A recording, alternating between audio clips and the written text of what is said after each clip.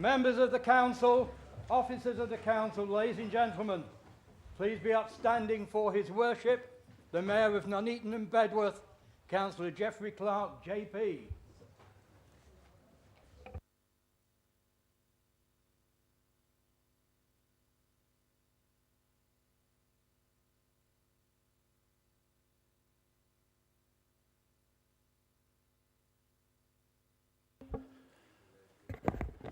Thank you, everyone. Please be seated.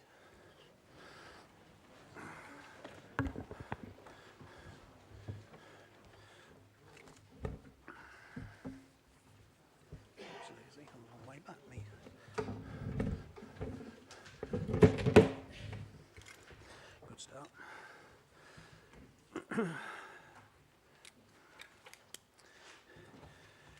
Good evening, everyone. Thank you for coming this evening to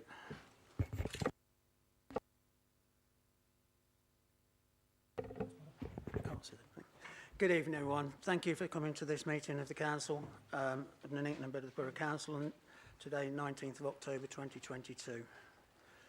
We do have a fair few members of the public here today, and I will go through the evacuation procedure just so that members are aware of what's required should an alarm sound. There's not an alarm expected.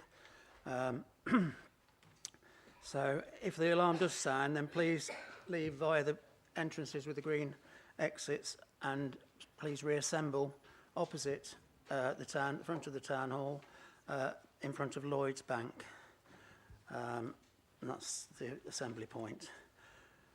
Moving on to 2, we then come to apologies. I've received apologies from Councillor Chris Watkins and also from Councillor Brian Hammersley.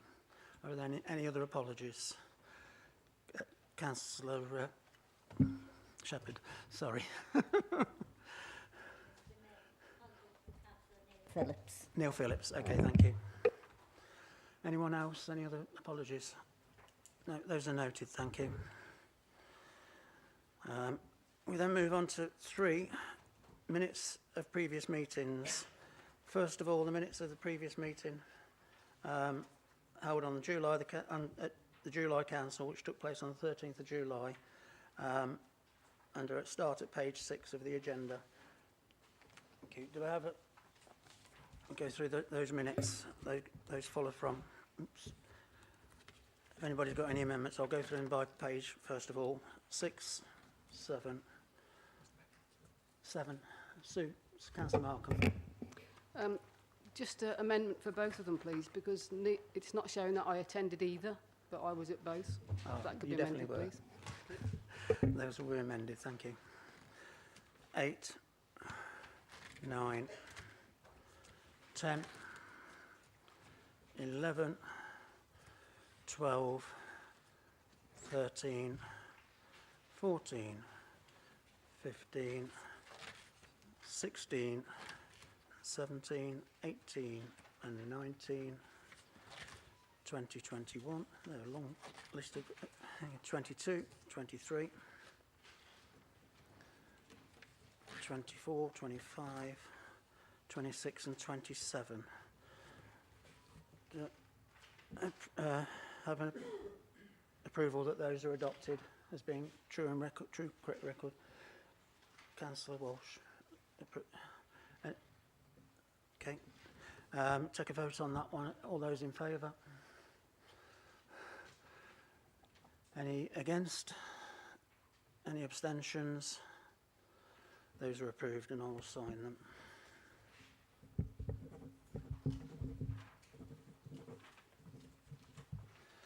Thank you. We then move on to the second set of minutes.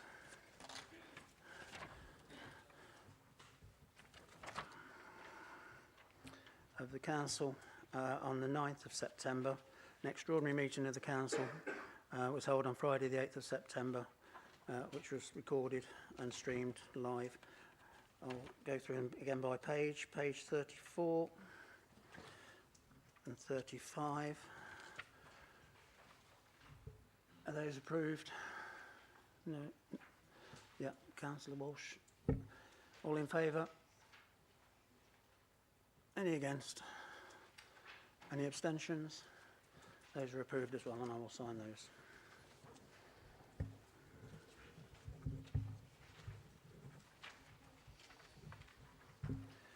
Thank you.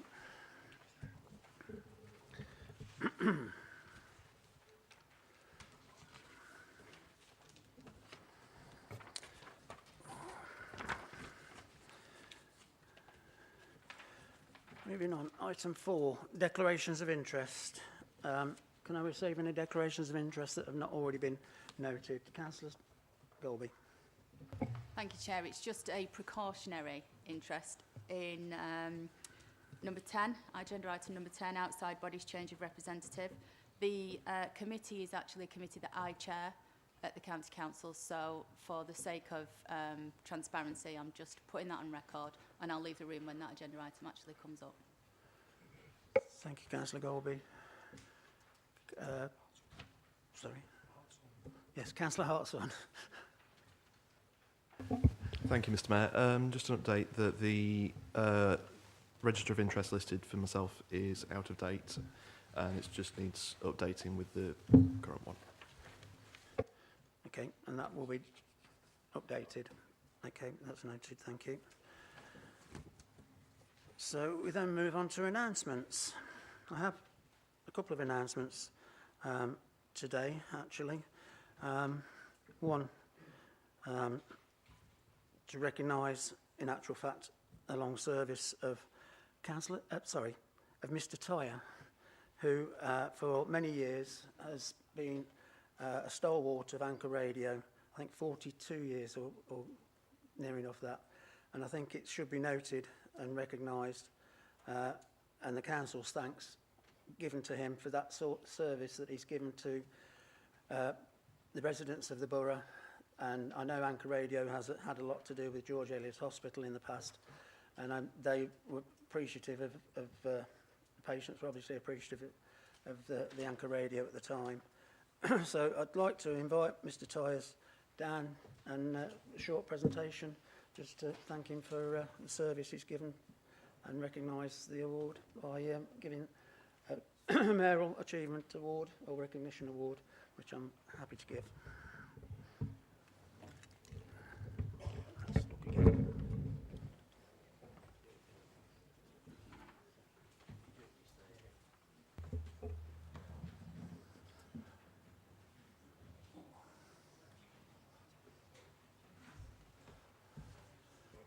Mind the steps. Thank you very much.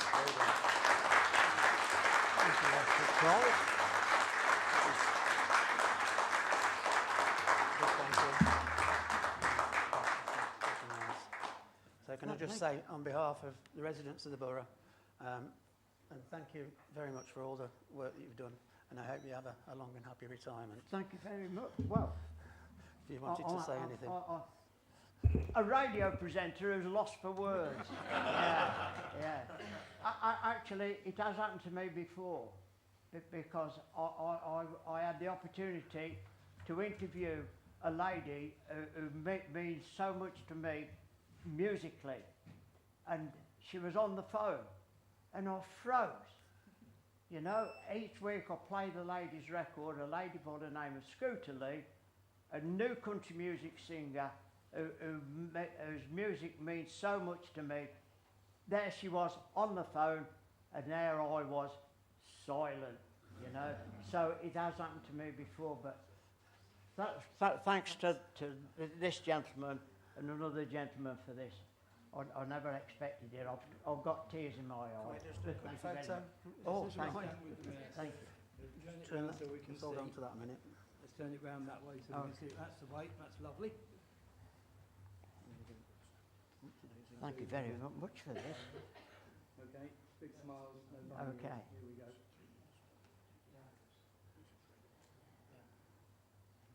Lovely. Thank you. Thank you, Mr. Mayor. Delighted to meet you. Thank you very much. Thank you.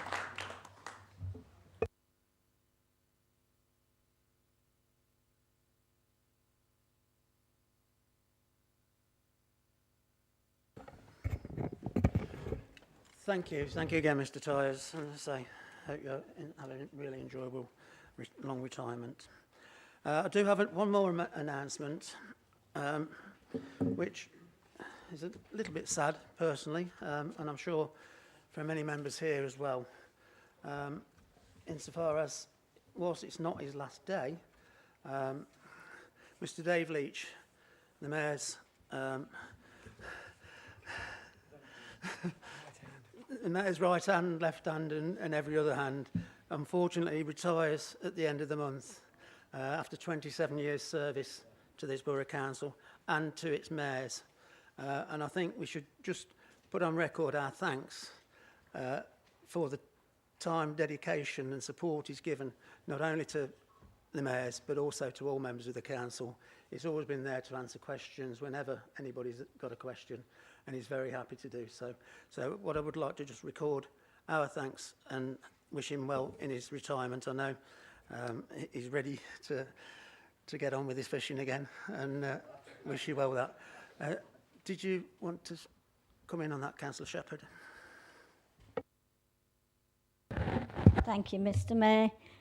Dave has been with us for, as you said, 27 years, and through that time he's done numerous events, including Remembrance, which has always gone very well under his guiding hand, and also done different events with the mayors. And as mayor's officer, he supported all the mayors, past and present, in their work, supported us unsteadily, and told us an awful lot about the silver and in this chamber, so we learn a lot as well. I think it'd be sad to see Dave go, but I'm sure Cheryl's looking forward to welcoming him home on more time. I'm sure she'll be able to find him plenty of jobs as well. So I wish you a happy retirement, Dave, and hope that you'll give you time to do a bit more fishing and brush up on your line dancing skills. Thank you, Councillor Shepherd.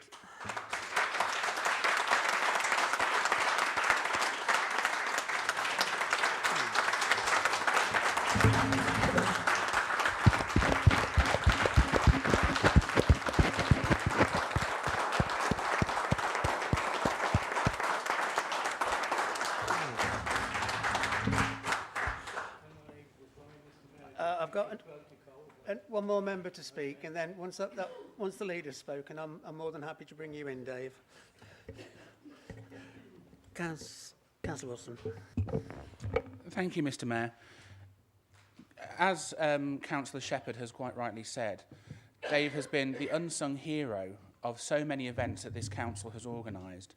If you think throughout the years, the amount of events that he has helped coordinate, mayors may have fronted them, mayors may have collected the cheques, but without Dave, there would have been no event and no support to those charities, countless charities he has helped support over the years. And I have to say, he probably won't thank me for mentioning this, but he was rather fetching modelling a handbag at the previous mayor's civic service, which did fortunately raise money for charity.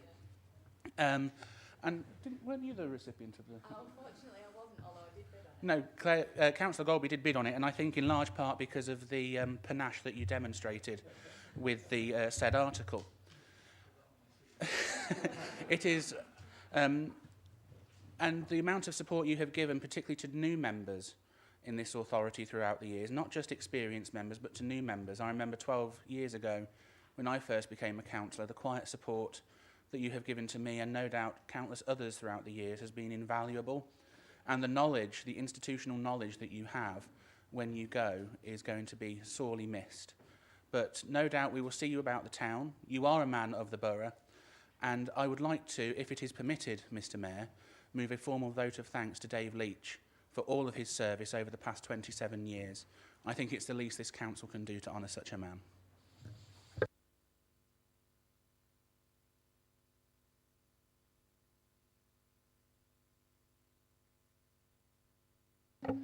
Sorry, I'm happy to receive that proposal, Councillor Wilson, and that vote of thanks will be duly recorded.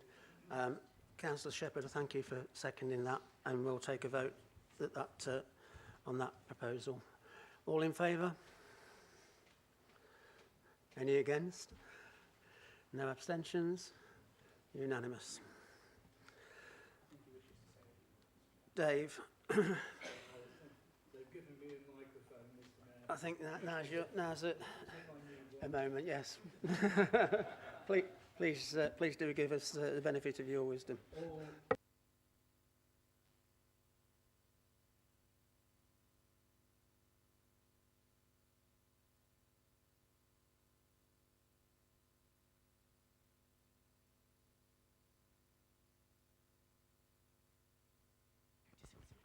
Oh, right, okay. Have I got to say that again then? Right. Okay, take two. It's been an honour and a privilege to be the council's mace bearer for all these years. I will miss the council. You won't believe how much I'll miss the council. But it's time I went. And thank you for everything. Thank you especially for the vote. That was really good.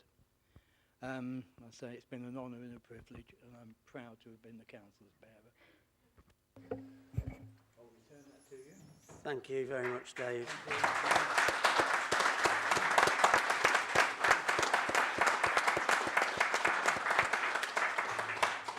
Can I just say, I honestly don't think we've seen the last of him. I'm hoping anyway. So we'll move on to... sorry, just turn the page over. Move on to item 6, public participation. To hear the answers and questions by residents of the borough concerning work of the council and where notice has been given, there's a maximum of 20 minutes. Given the time that I've got here, it is to my discretion, but I will keep you up to the minute or to your question when asking. So we've got a number of questions this evening, and I'll try and get through them as best I can, and I'll try and make sure that everyone is heard. So first of all, I've got number 1, Mr. Paul Hickling. Thank you, Mr. Mayor. Could I ask the portfolio holder for health and environment, do you believe the climate emergency is a serious concern for the people of Nuneaton and Bedworth? Thank you. Thank you, Mr. Hickling. So I've got Councillor Guttridge.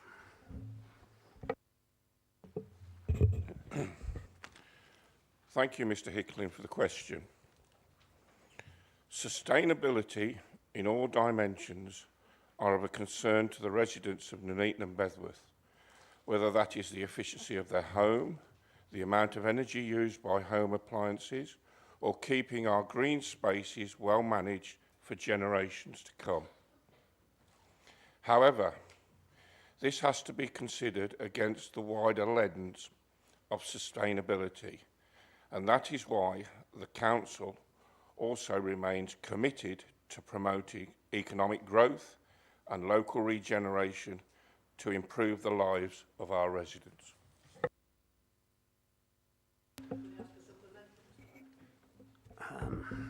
As long as it's arising from the answer that's just been given, yes. Thank you, Mr. Mayor. Given the answer that you gave, could I ask why the council hasn't spent the £150,000 climate change levy? Thank you. Councillor Guttridge, did you wish to respond at that point? I'll reply by letter. By email. Okay, you'll receive a full response by letter, Mr. Hickling. So moving on then to question 2, Mrs. Helen Sinclair. Would you like to ask your question? Thank you, Mr. Mayor. I haven't directed this at anyone in particular because I'm really not sure who that person should be. So it's just in general. So it is common knowledge that you're intending to close 2 very versatile venues, Kersley Community Centre and the Civic Hall. There is a distinct dearth of public consultation and evidence of creative thinking regarding how these venues could be used. In addition, there is a complete dearth of transparency, honesty and openness regarding a business plan with accurate costings for both. Due to this dearth of information, it is impossible to understand how you came to the conclusion that closure is more viable than creative use of both venues. There is also a dearth in the contingency plans for community services who will ultimately be displaced by your current strategy. Presumably, as a responsible council managing community services and taxpayers' money, you do have a contingency plan.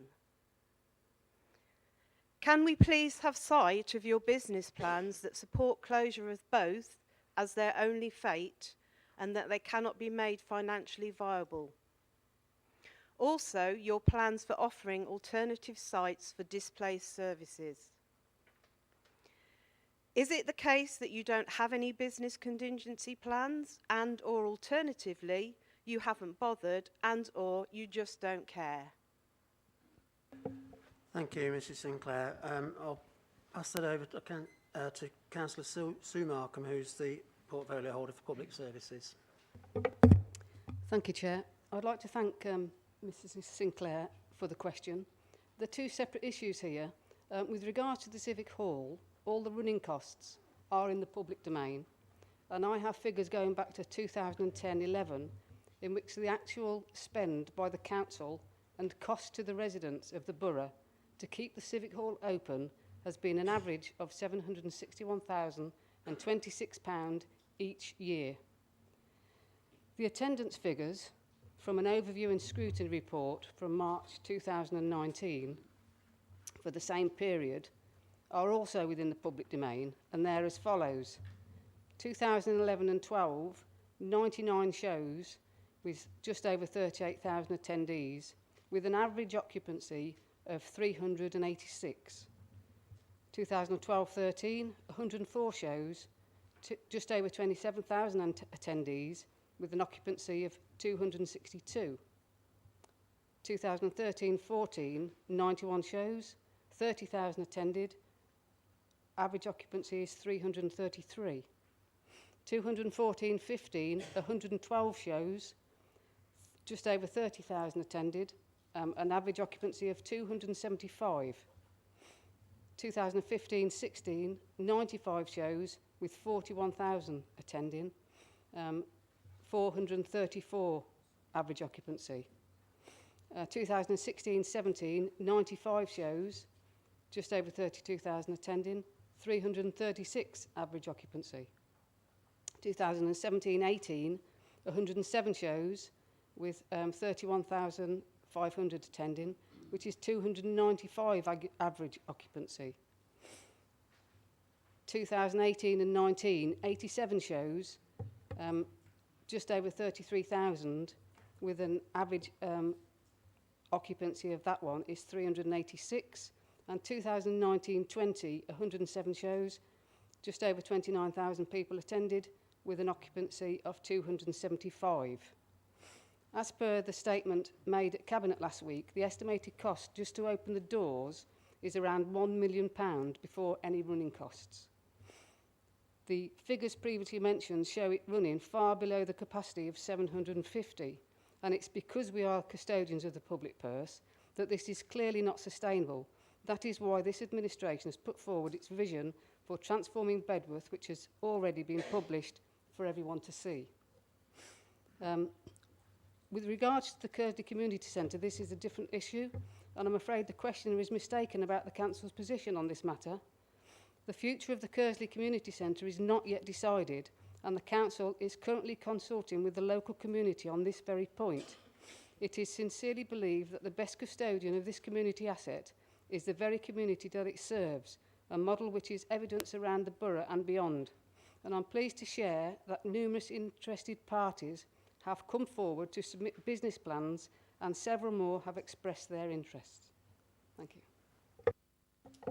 Thank you, Councillor Markham. Can I just confirm that those figures are available on the Council's sites? Thank you.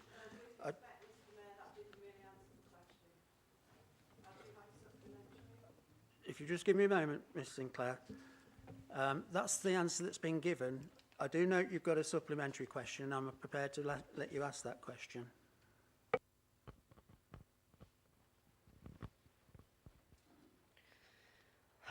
So, as a conscientious and responsible custodian of the public person services, James Cleverley's words on Sky News on the 13th of October 2022.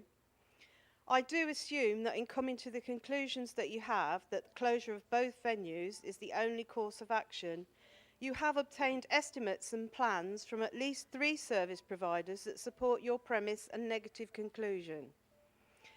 As your political platform is based on honesty and openness, please now share all the figures with us. If not, why not?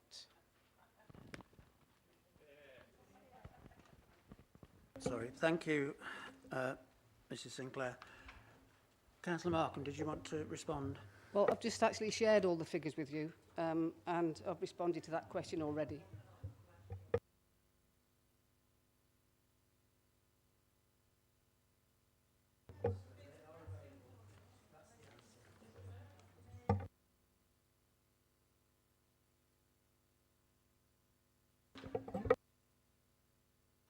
You've been given the answer by the portfolio holder, and that is the answer that you got. There are more questions, and I will take those. Councillor Condacor, you have a point of order. Yeah, thank you. Under the Constitution, can I ask that this answer be referred to an Overview and Scrutiny Committee, please? I believe we have to take that without debate. Thank you. We have to take a vote on that, I believe. Do we need a seconder for that? We need a seconder for that. Was that seconded? Councillor Shepherd, thank you. Right, we move straight to vote on that without debate. All those in favour that this now be put to the Overview and Scrutiny Committee?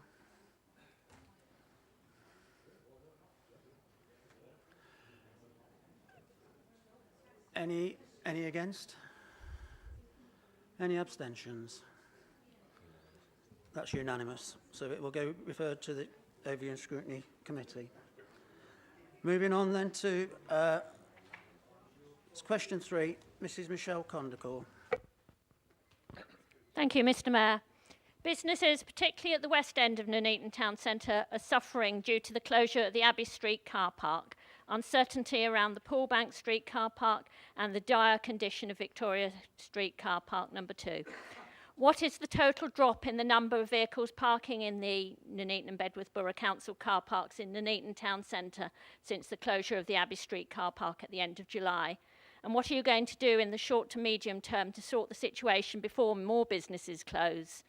I hope that the plans to lock the Poolbank Street car park have been shelved, as this evening closure would really damage the attendances at our wonderful Abbey Theatre. Thank you. Thank you, Mrs Condacor. Do you have the leader, Councillor Chris Wilson? Thank you, Mr Mayor, and I thank Mrs Condacor for her question.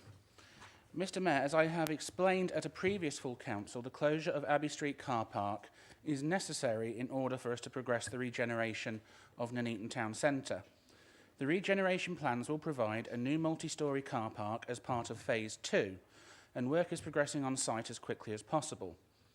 I have recently been on site, including a visit with the Nuneaton Town Centre Partnership, and the preliminary trenches have been dug in the Queen's Road end of the site to determine the site conditions and start the archaeological works required. Doing these at the same time as the Hotel Phase 1 works reduces any unnecessary delay in progressing Phase 2. Already, I'm informed that gases have been released because of its previous use as a gasworks, and some old chimney remnants have been found as well. Machinery and materials are also on site. Health and safety of public and workers is paramount, and it would not be safe to allow the general public in the area, meaning a shared use option on the site is not viable.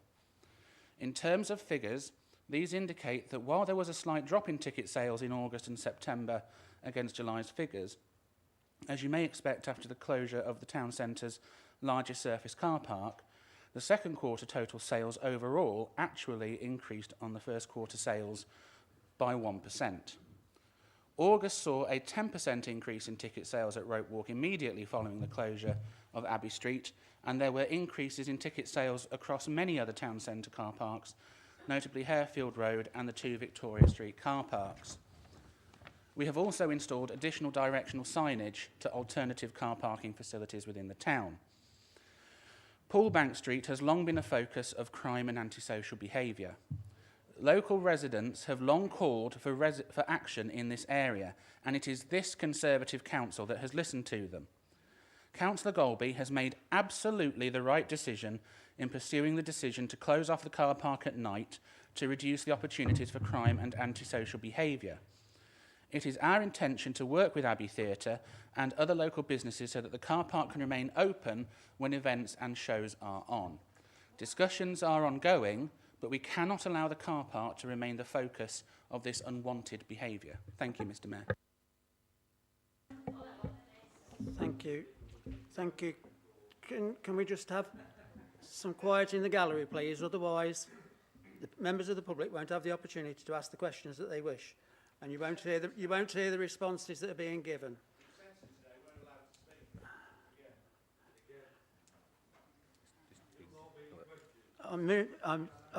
Can we have some quiet, please? Because if we don't, it's not going to progress very fast.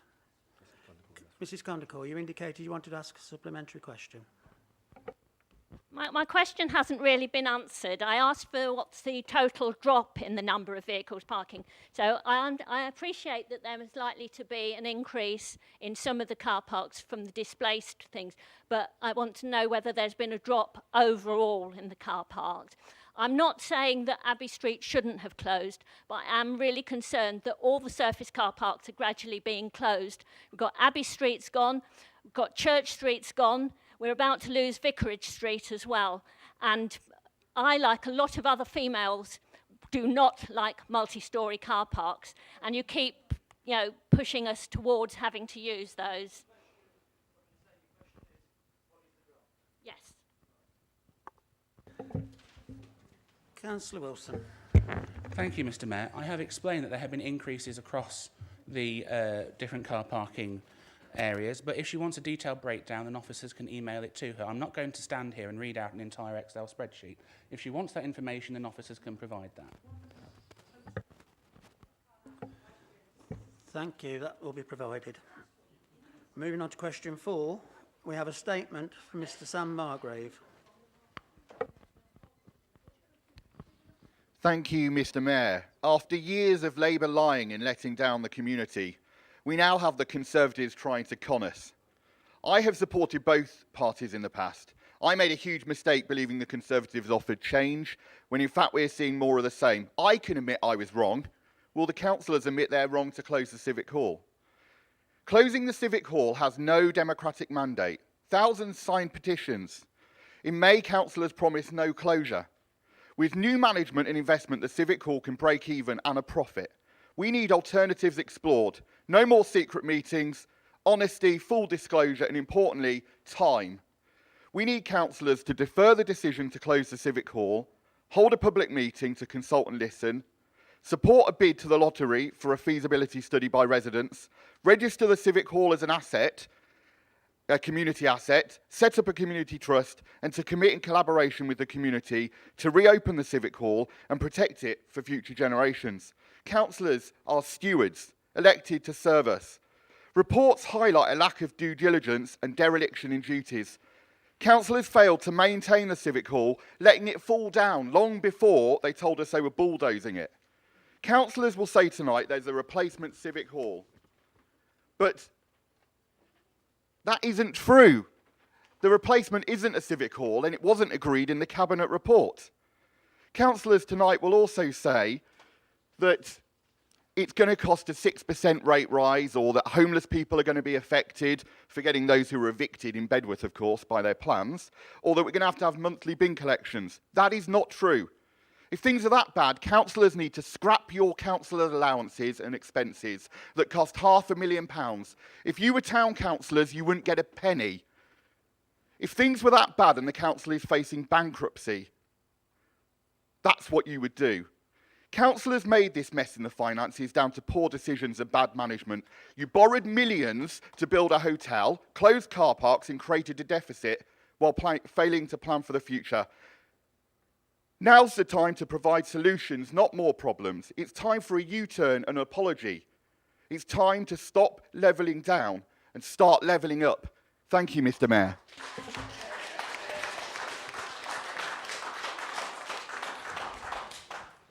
Thank you for your statement, Mr. Margrave.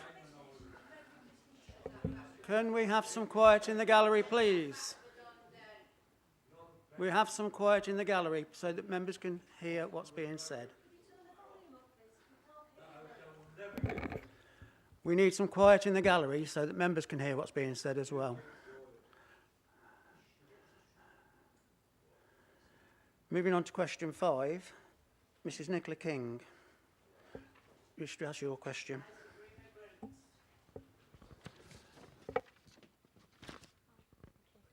Thank you, Mr. Mayor. My question is because it's personal to me on having to walk to a car park late at night by myself. Environmental health was promised by residents of this council who allocated £90,000 within the budget for extra CCTV cameras. This £90,000 was allocated for the purchase and installation of 12 Nomad cameras. I'd like to know, have they all been purchased and installed? If so, how many and when will they be installed in the areas in need? If not, what is the plan of action to get these cameras into operation to help our communities be safer? Thank you, Mrs. King. Councillor Golby. Thank you, Mr. Mayor. I can confirm that we actually bought 13 Nomad cameras and they are deployed in communities that have been identified as requiring them. The criteria to deploy the Nomad cameras is not just ASB, as is the perception. It's where we need community reassurance after a major incident or something that's occurring that gives a level of impact that creates multiple complaints by various sources over a period of time, for example, drug dealing from a particular house.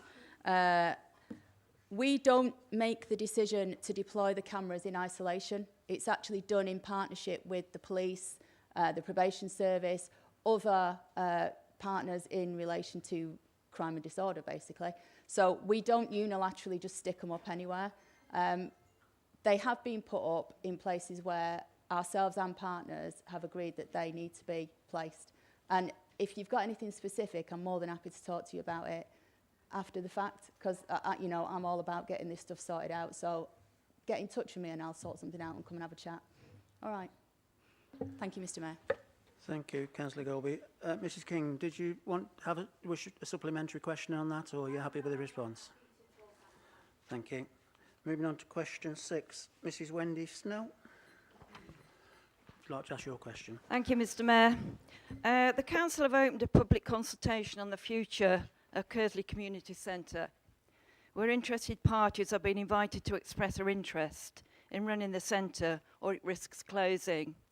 Could the committee give their reasons why there's been no public consultation on the future of Bedworth Civic Hall? The Belgrade Theatre Coventry is a registered charity, receiving grants from the City Council and the Arts Council. Wolverhampton have appointed a private company to run their Civic Hall, and Peterborough have done a similar thing. Have similar options ever been explored with the Civic Hall? During last Wednesday's Cabinet meeting came offers of help and support from artists in the entertainment world, dance schools and local drama groups, plus others all keen and passionate to keep this venue open. The acoustics are excellent. There's a bar, kitchens and cafes, good parking and a traffic-free entrance. A public consultation is open for the future of Kersley Community Centre. Why not Bedworth Civic Hall? Thank you, Mrs. Snell. Thank you, Mrs. Snell. Councillor Markham, you wish to respond? Yeah. Thank you, Mr. Mayor. And I'd like to thank Ms. Snell for her question. Some of it I did actually answer in the previous one, but I will also add to that.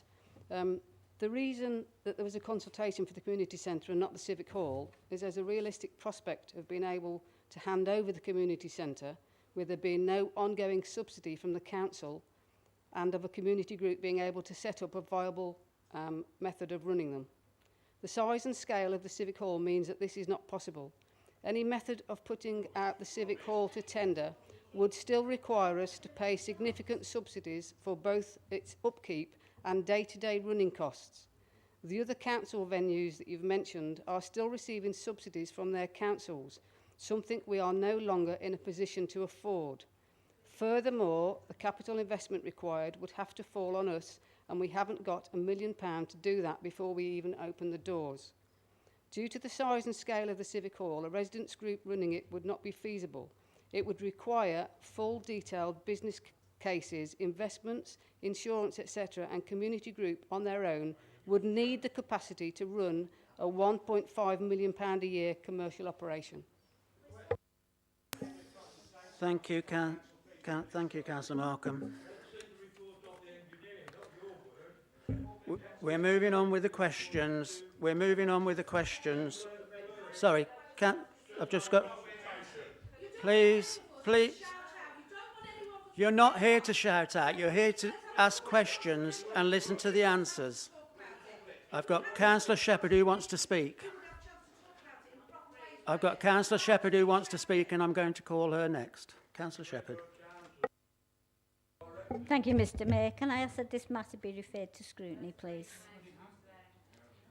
This is a different question that has other answers to it, and the lady has raised relevant questions, so I would like this to go to the scrutiny panel.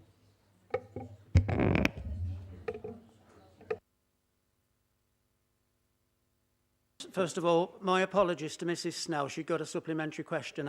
I do apologise, Mrs Snell. I should have given you the opportunity to come back. Could I ask if the Abbey Theatre is given any sort of support, please? Councillor Markham. Thank you. No, we don't support the Abbey Theatre at all. We don't support it at all. It runs itself. Thank you. Right.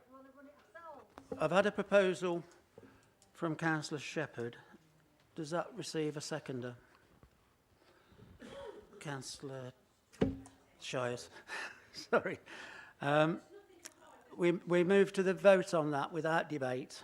So that's referred to an overview and scrutiny. All those in favour?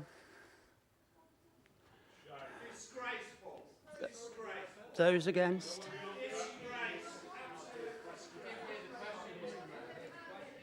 Can't hear it. We didn't hear the question, Mr. Mayor. The question was that this now be referred. The question be referred to scrutiny.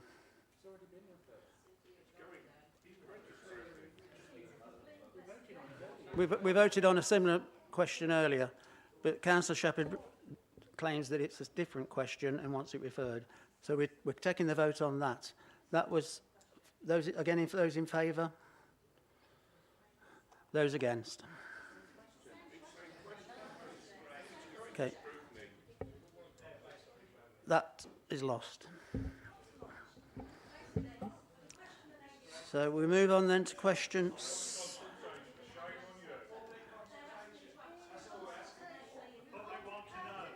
The public are here to ask questions. The members are here to answer.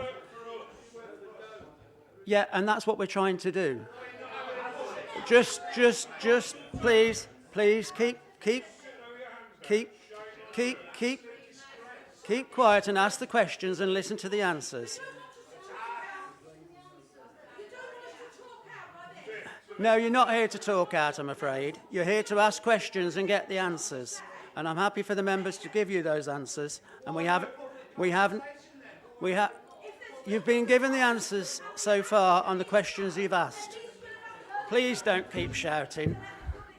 Please don't keep shouting, because if you do, I will clear the gallery. Councillor Evans. Mr. Mayor, on a point of order, I feel it needs to be stressed that this matter is being referred to a committee, and all of the people in the gallery will be able to attend that meeting and take part in that meeting. And I look forward to seeing you there. Sorry, it's already been voted for and it is going to overview and scrutiny as was indicated. Councillor Shepherd.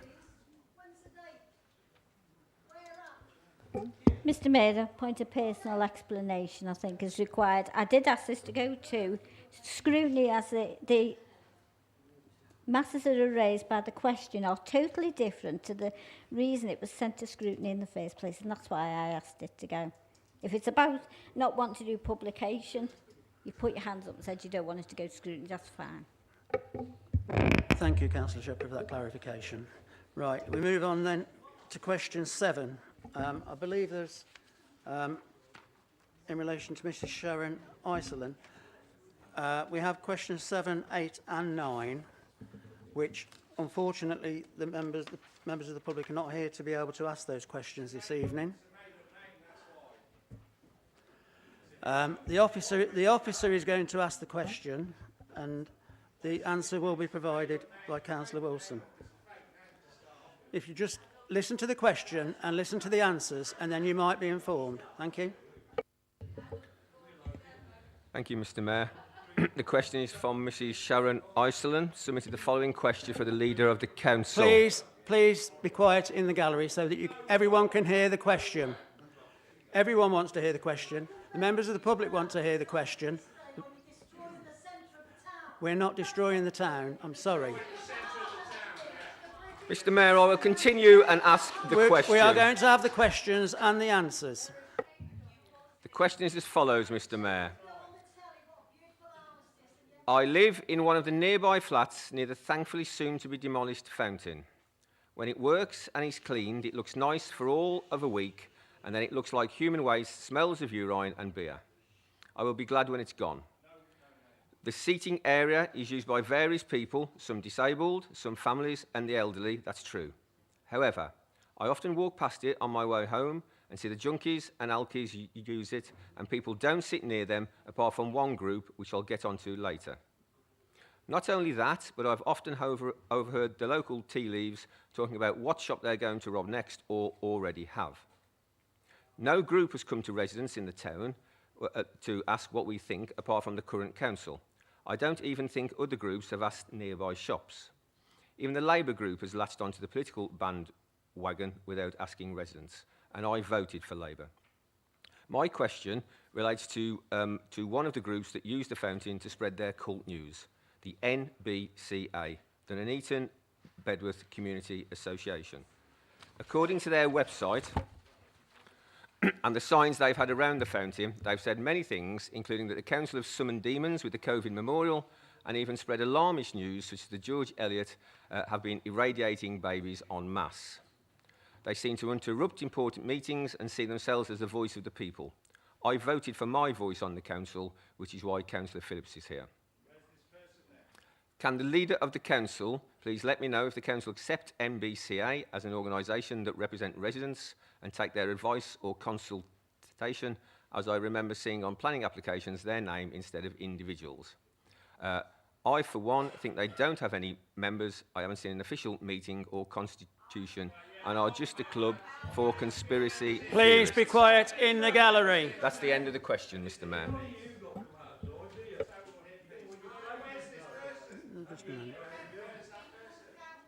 We have 2 further questions in relation to a similar matter. I'll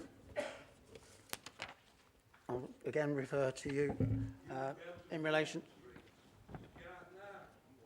to Councillor Brian. In relation to Mr. Brian Walmsley. So there's a second question, Mr Mayor, from Brian Walmsley. Many people are annoyed that this Conservative-controlled council intends to remove the lily pad fountain and deprive residents and visitors of an iconic Nuneaton feature. Based on the outstanding level of support for a number of petitions, plus thousands of social media comments, the people do not want it removed. All the claims for why it should go are made-up excuses by this incumbent Conservative council, who obviously just want to get rid of it. A claim by Councillor Wilson that the lily pad in its current location is obscuring major buildings that have become unlettable for at least 10 to 15 years. That claim is a fallacy. The fountain is in front of one solitary building, last purchased in 2019, less than 4 years ago, so the current private owner purchased the property knowing full well there is a fountain in front of the building. Councillor Wilson's further claim of perhaps we might be able to get tenants into the properties is most questionable, as that private-owned property has existing tenants on its first and upper floors because the building has been converted into apartments. A claim by Councillor Croft that it is currently a magnet for antisocial behaviour, vandalism and a meeting place for troublemakers, and another claim from Councillor Golby, we have had quite a lot of crime and antisocial behaviour recently. Those claims are also fallacies, Based on Warwickshire Police records via my Freedom of Information request, in the last 5 years there have been a total of 6 incidents recorded as ASB or concern relating specifically or having occurred on or at the Lilypad fountain, which consisted of drinking, throwing items into the fountain, playing music and pouring washing up liquid into the fountain. Councillor Leader Wilson made a statement that we have seen drug taking. Such a claim would intimate he had personally witnessed such drug taking. Yet again, the facts from police records do not corroborate Councillor Wilson's alleged witness statement. If Councillor Wilson actually saw drug taking, then surely as a responsible citizen, he should have formally reported it to the police and obtained the crime record number. This does raise a rhetorical question to me personally. Was Councillor Wilson lying in his claim? The factual evidence from police does not agree with his version of events. In summary, all these false claims are a pathetic cover story by a pathetic Conservative council who appear bent on destroying fountains and theatres in both town centres. Heaven forbid a Conservative council should provide residents of our town with somewhere to sit without a need for them to have to pay out for it. There are so many articles about the sound of running water having a relaxing effect, lowering blood pressure, lowering heart rates, which is all good for mental health and well-being. In rounding up, removing the fountain will not resolve any root cause of any potential problem. It will merely move any potential issues somewhere else. Surely fixing an issue is a true resolution. Thank you. It's the end of the statement, Councillor. Thank you, Mr Davis.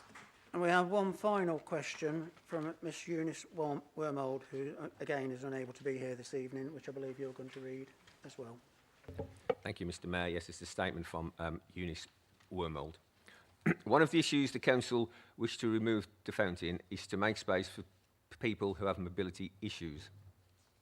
I'm a wheelchair user and can happily advise the Council where the real mobility issues exist for wheelchair users. The area around the fountain is not one. I have no idea where you made up this non-existent excuse. Thank you, Mr Mayor. Thank you, Mr Davis. That concludes the member... Oops, we do have a response from Councillor Samcroft. Thank you, Mr Mayor. Apologies, I sound a bit hoarse. I've not got COVID, but I've got a cold. And I shall respond to the statements 7 to 9 because they cover 2 broad points. And the first point I have to make is that I feel I must draw attention to the original point behind our plans to remove the fountain in Market Place, which is in danger of being lost amongst all the hoo-ha. This is a small part, of our plans for regeneration in Nuneaton.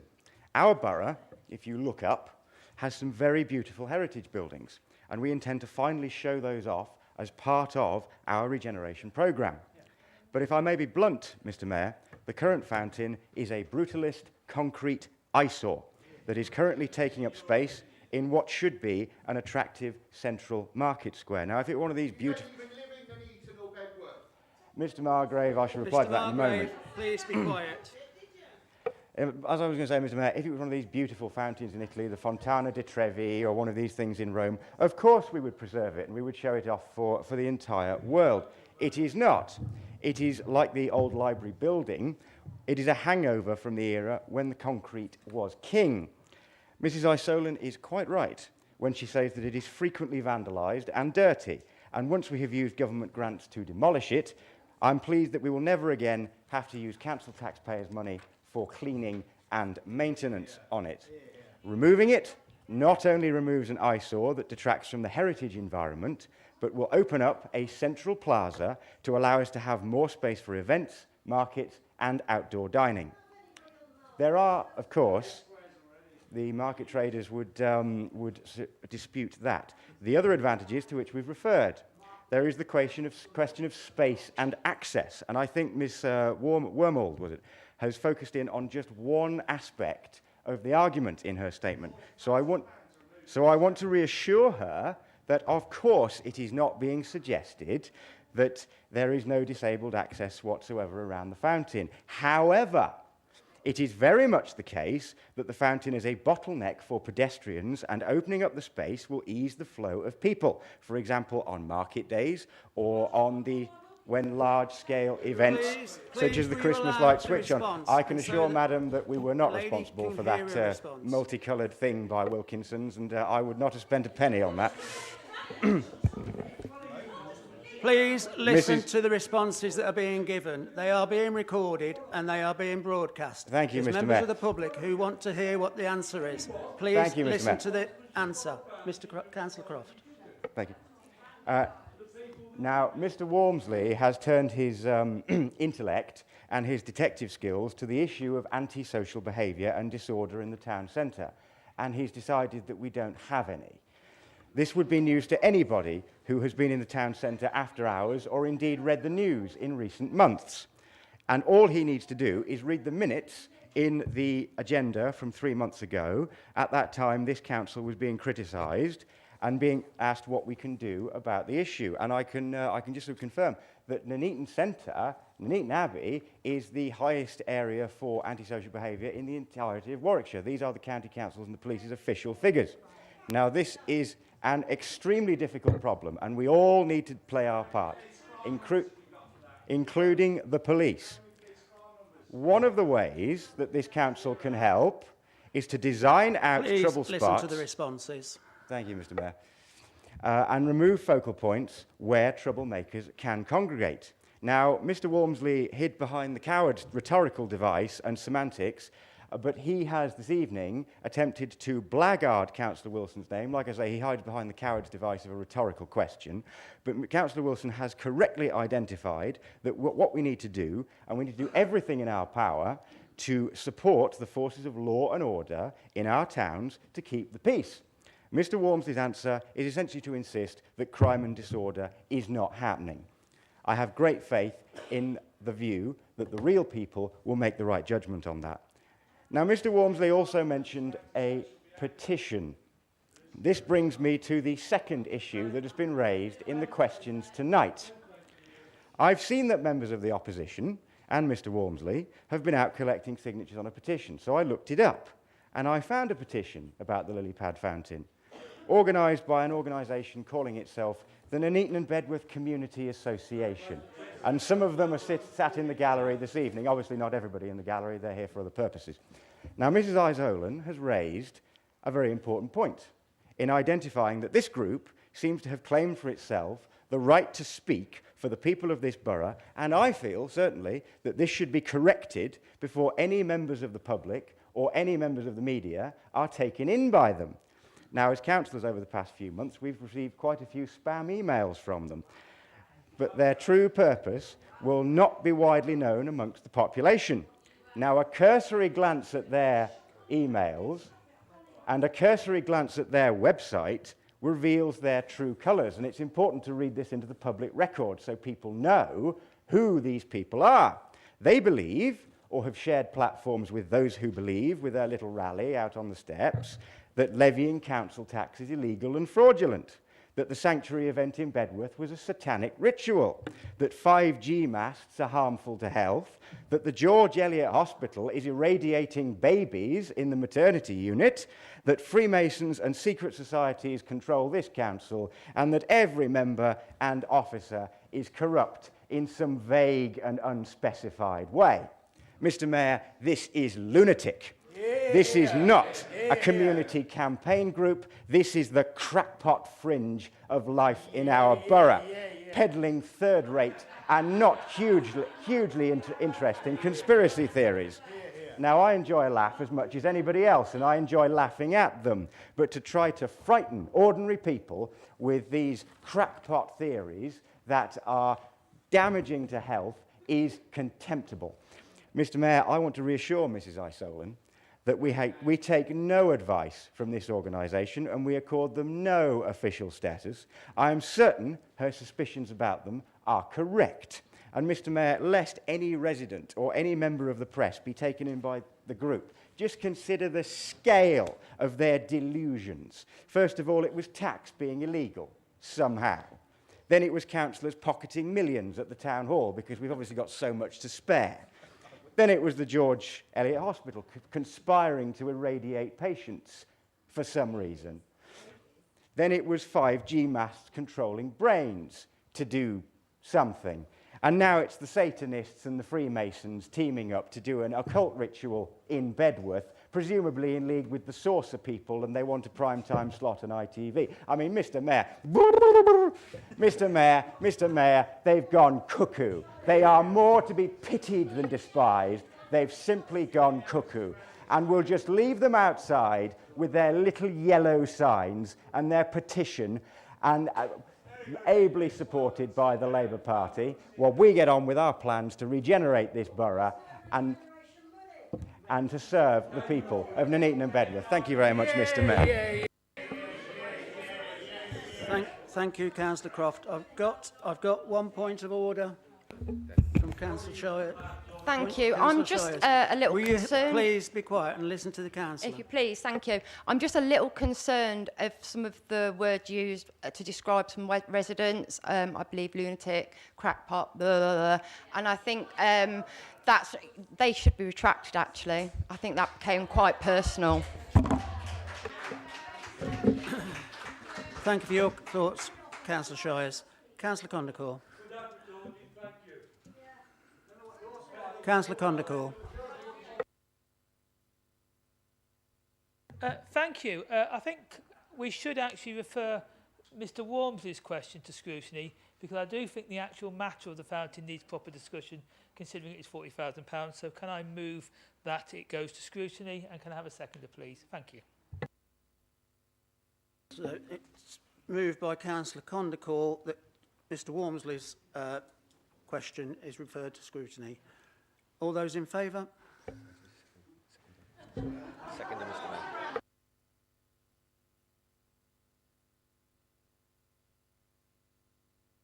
Mayor. Sorry, Councillor Shires, I need a seconder. No, I get a second. So those in favour? Those against? That is lost as well. Right, that concludes.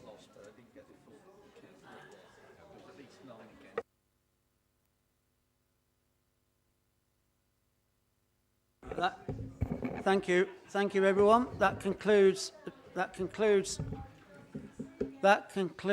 residents' questions this evening. I'm now going to take a short break in order for officers to be able to. You've had your answers to the questions you've asked this evening. There's now a short break, and there will be a pause there's a pause in the televisation. Thank you.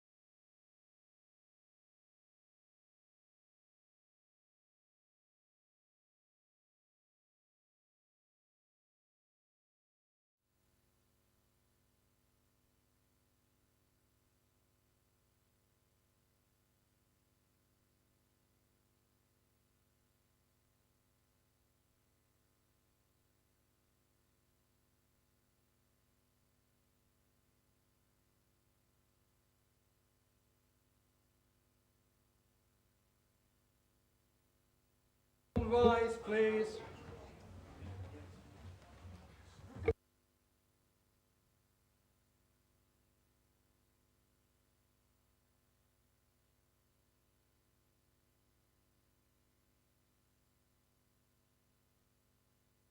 Thank you. Please be seated.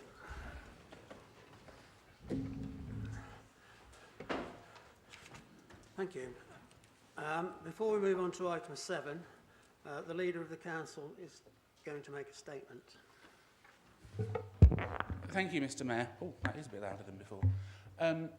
Following the vote which was heard earlier to refer the subject of the Civic Hall to the relevant OSP, which is the Finance and Public Services OSP, I can confirm for members of the public, because I think if you were asking those questions, that the meeting will be on the 17th of November. Okay? So nothing else can happen before that meeting? No. No, the meeting will be on the 17th of November, presumably in the chamber, subject to the number of people that we're expecting, and it will be a single item agenda, which will be the Civic Hall. Okay?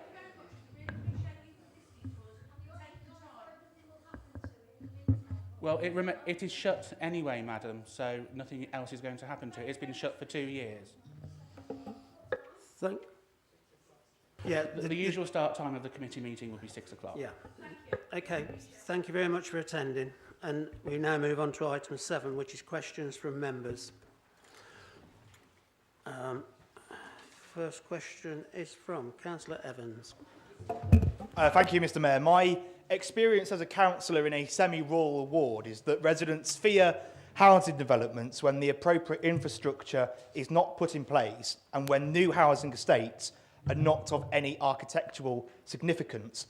With this in mind, I draw council's attention to telecommunication masts that have been camouflaged as trees and new industrial estates down the A5, which due to their colouring blend in with the skyline. Could the Cabinet member inform me what work the Planning Department is doing to ensure that applications, in particular telecommunication masts, are camouflaged so that applications can remain in keeping with the local area?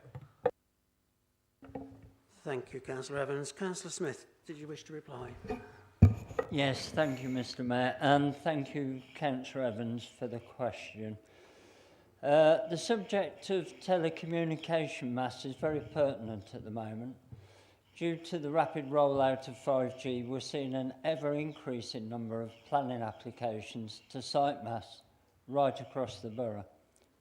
The masts themselves are permitted development, so the only aspects we can influence are limited to the siting and the design.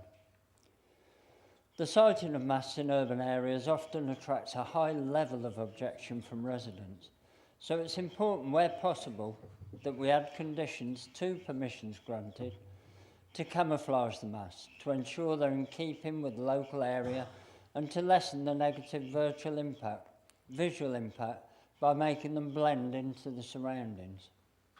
For the moment, the camouflage we condition is limited to painting them. However, as Councillor Evans points out, there are now examples elsewhere of masts being camouflaged, for instance, to look like trees. And this is something we're currently researching to establish best practice with the intention to integrate the outcome of our research into council policy as part of the Borough Plan review process.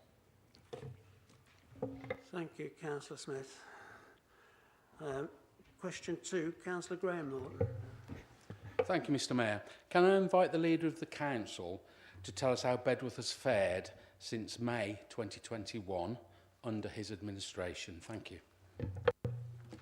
Councillor Wilson.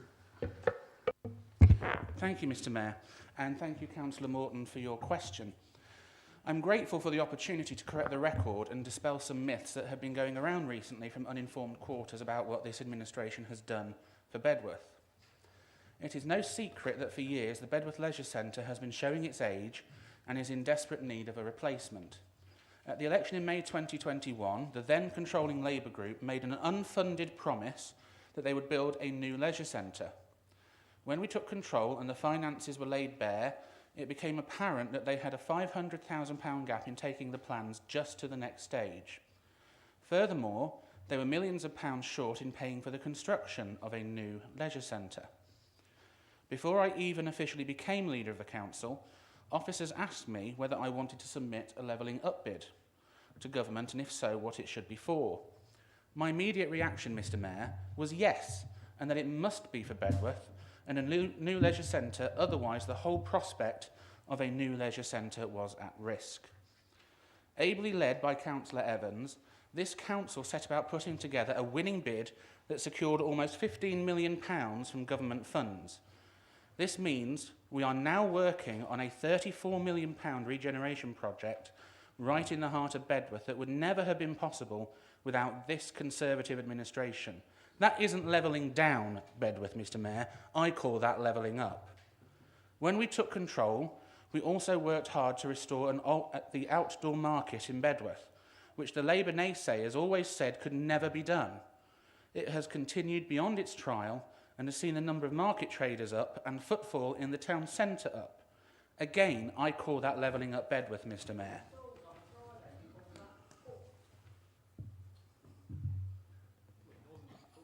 I've sat here and listened patiently, Mr Mayor. I think it's only fair that I'm afforded the same courtesy. For too long, the most vulnerable in our society have been denied access to our town centres by a lack of basic, dignified facilities to go to the toilet.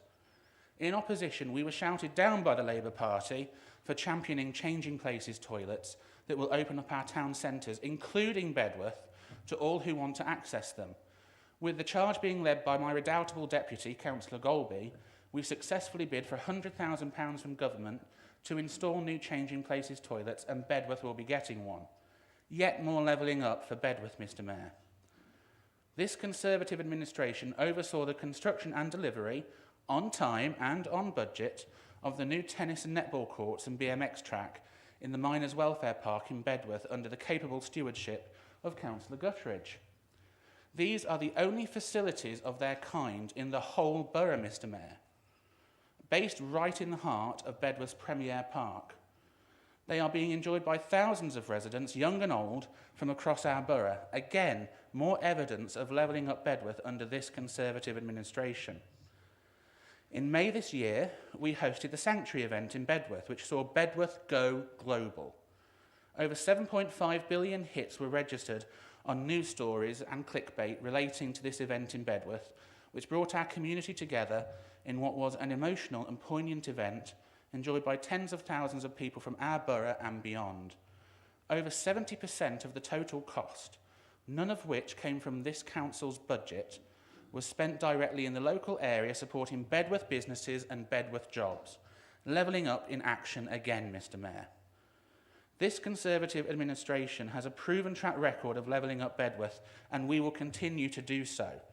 It is only the Conservatives that are putting forward the vision, ambition and aspiration to make Bedworth a better place and bring in the investment we need to revitalise our town.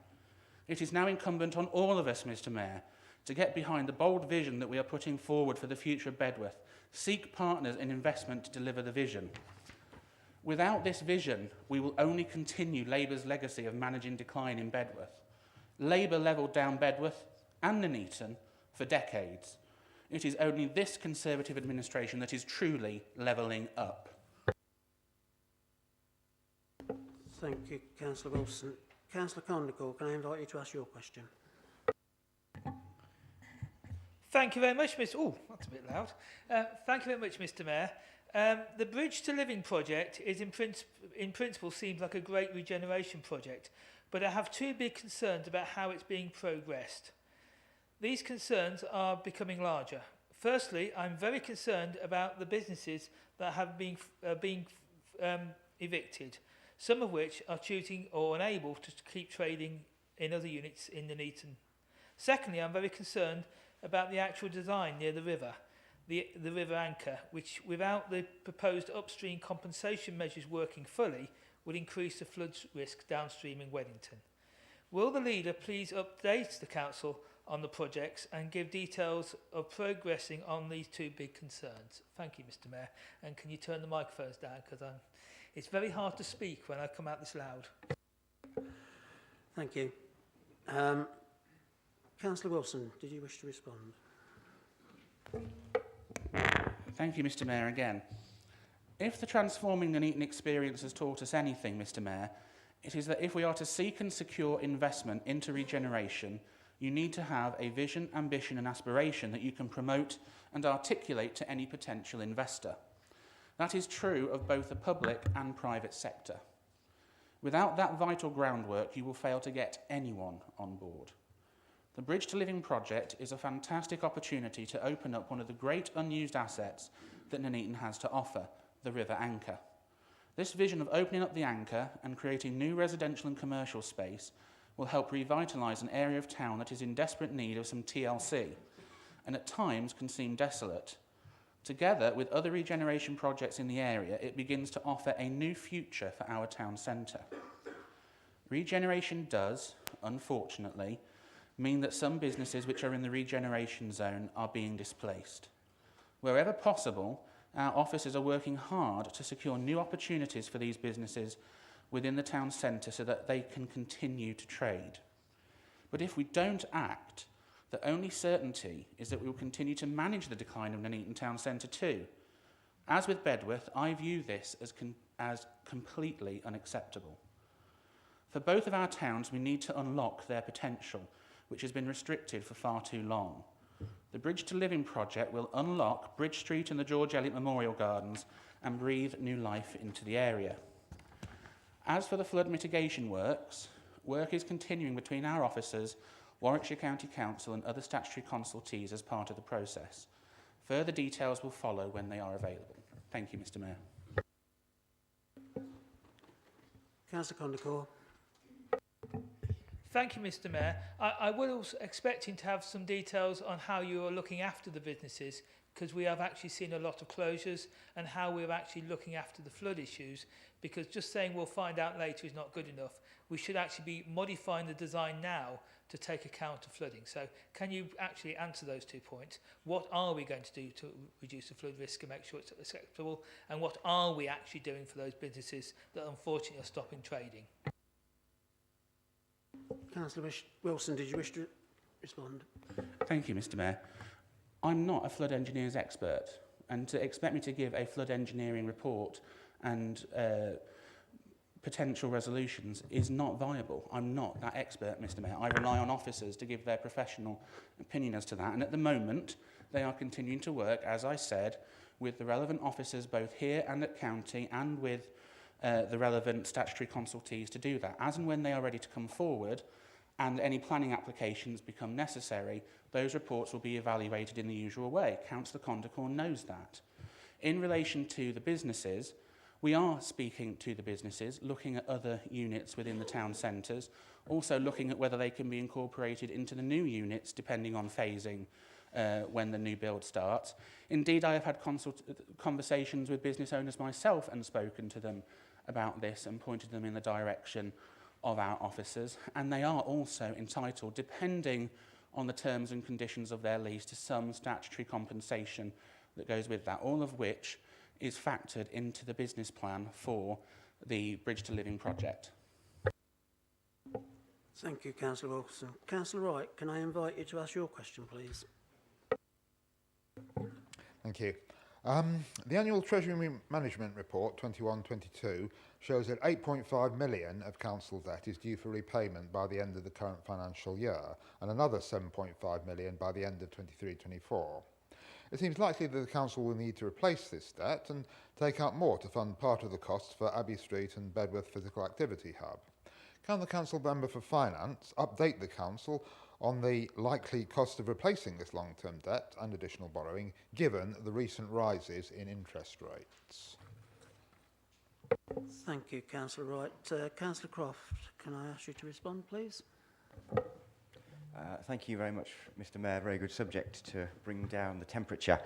Before I do give him the figures, I will just have to caveat my answer by pointing out that there is currently a huge amount of economic and market turbulence, and rates are constantly fluctuating up and down, even throughout a single day. So predictions, as I will attempt to demonstrate, are very difficult at this stage. The market is volatile, economic conditions are very tough, and they are getting tougher, and we now have very strong inflationary pressures, which is affecting our spending requirements, but it's also going to have to be corrected with higher interest rates. And interest rates are also very much dependent in terms of what we borrow as a council on the length of borrowing. So in our debt portfolio currently, with the Public Works Loan Board, we have quite a bit on a roughly 10 to 25-year repayment plan across the piece. Now, Councillor Wright has highlighted, Mr Mayor, that we have paid 7.5 million so far in this financial year, 22-23, and we have another £1 million to pay back next month. Then for financial year 23-24, we will have to pay back 7 million in debt. In terms of new borrowing, just to give him an example of a prudent estimate, which we're working to at the moment, if we were to borrow to replace the 16 million that we're repaying over 2 years to ensure the completion of Abbey Street and the Bedworth Leisure Centre project, because that's what it'd be for, because we're committed to them, it would cost £800,000 per year at a 5% interest rate on a 10-year loan repayment and £880,000 per year on a 5.5% on longer duration. That's with the Public Works Loan Board. And I say that's a prudent investment because there are uncertainties in terms of exactly how much funding the council's going to receive in terms of capital receipts, 106 monies, government grants, and therefore how much we need to borrow to close the gap.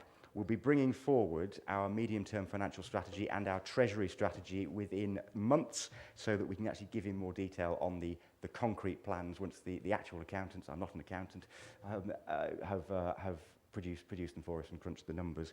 And Councillor Wright is quite right to point out, to call attention in this meeting to the danger of reckless calls for borrowing and spending on the capital programme, because it doesn't just affect the borrowing on the capital programme, it also affects the debt interest payments which affect our general fund. So were we to have to pay those £800,000 per annum, that would be £800,000 we would not be able to spend on anything else on the general fund. And as we've already discussed tonight, that is why we have to economise, we have to retrench the business of the council to our core commitments, however unpopular and painful some of those decisions may be. Thank you very much, Mr Mayor.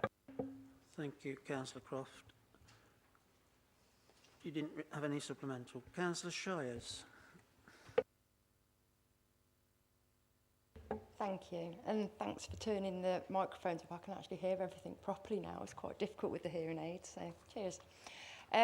So my question is, over the last couple of weeks, Nuneaton and Bedworth have been visited by travellers, and while we understand that there is an ongoing appealing process, the current position remains unclear. Could officers confirm what they are spending the £100,000 target hardening grant on, please?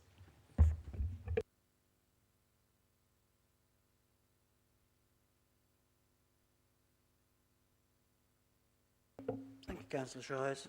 Councillor Guttridge. Oops. Councillor Golby. Thank you. Thank you, Mr Mayor. Thanks for the question. Councillor Shires is in part correct with her assertions relating to the appeal, but only in part correct. And I'll take the opportunity to tell everybody that when we were notified that our injunction was being challenged in the High Court, my response was that we had to throw the kitchen sink at it to defend our position. Following the decision of the Court of Appeal in February 22, our injunction was actually restored. This means the injunction is fully enforceable by the police and includes the powers of arrest. I, for one, am not willing to go back to the days of the previous Labour administration where it was open season in this borough, to the extent that our residents put up "Welcome to the Butlins holiday camp" signs, and the Labour leadership oversaw the deliberate unlocking of our car parks and then literally extended an invitation to the relevant groups to set up camps. There's also not a target hardening grant. There is a £100,000 budget item that's been in place since around 2018.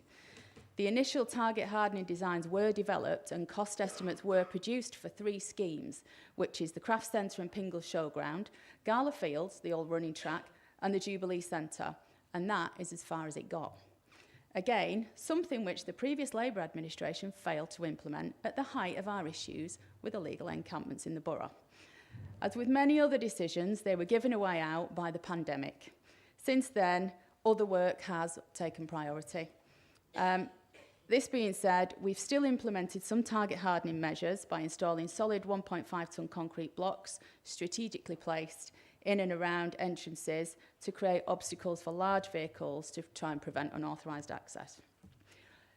This year, prior to Councillor Shire's election, my communities team applied for grant funding from the Safer Streets team, for the Safer Streets Fund for a project at the Dingle and Stubbs's Pool in Camp Hill. We were successful in this bid and we were awarded £130,000. £100,000 will be spent on improving entrances and improving entrances to the site with target hardening to slow and deter motorbikes, to enhance entrances for pedestrians and the disabled where possible by removing the duck under bars and replacing them with either chicanes or K barriers, adding missing bits of path, adding new metal trip rails, and repairing the existing stretches of the trip rails and or removing obsolete trip rails. £30,000 of this will also be spent on improving lighting by converting columns to LED and adapting key columns to carry CCTV cameras. Not only will this enhance the area and make it safer for residents, but it should also help to deter future traveller encampments to some parts of the Dingles or Stubbs's Pool. I thank Councillor Shires for giving me the opportunity to publicise the efforts that this Conservative administration have and are putting in to protect our borough from illegal traveller encampments, and the chance to publicise what we are doing, that we are doing more useful things for Camp Hill, the area Councillor Shires represents, than the previous Labour administration did. Thank you, Mr Mayor. Thank you, Councillor Golby. If it's not a question, then... Sorry. Thank you. We move on to item 8, special urgency. There has been one decision made under special urgency, and that's been widely debated this evening, the reopening of the Civic Hall, which is for noting. Item 9, sorry. Councillor Condacall. Thank you very much, Mr Mayor. I think we are allowed to ask questions about it just generally to explain why it became special urgency, because obviously we're told the Civic Hall was on a one-year contract, and we'd like to know when the council was aware the contract was going to be terminated and if it was aware there was actually an end date or whatever.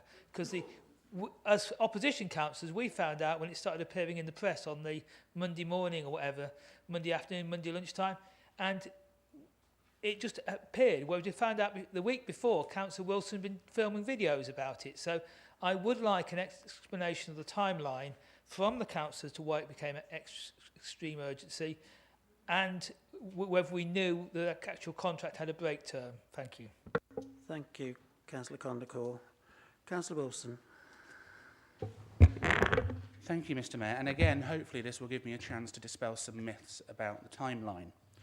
So we begin with the actual use of the Civic Hall being used as a vaccination centre, something which I believe was supported on a cross-party basis and began under the previous Labour administration.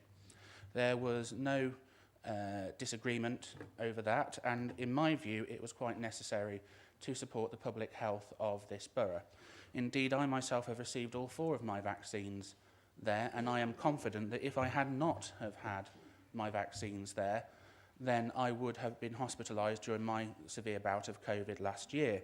Indeed, I was there this Tuesday, receiving my 4th vaccine. We then had the issue at the end of last calendar year about whether the NHS wished to extend the contract.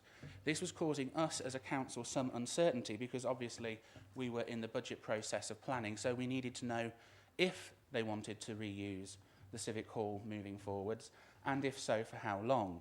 That is all the director asked the NHS for in approximately November last year from memory. They replied to say that they would like to use the Civic Hall for another 12 months, dated from the end of March last year. And at the time, I received significant criticism for keeping that open, but I do not resile from that decision one moment, because it has and has continued to save and protect lives in Nuneaton and Bedworth.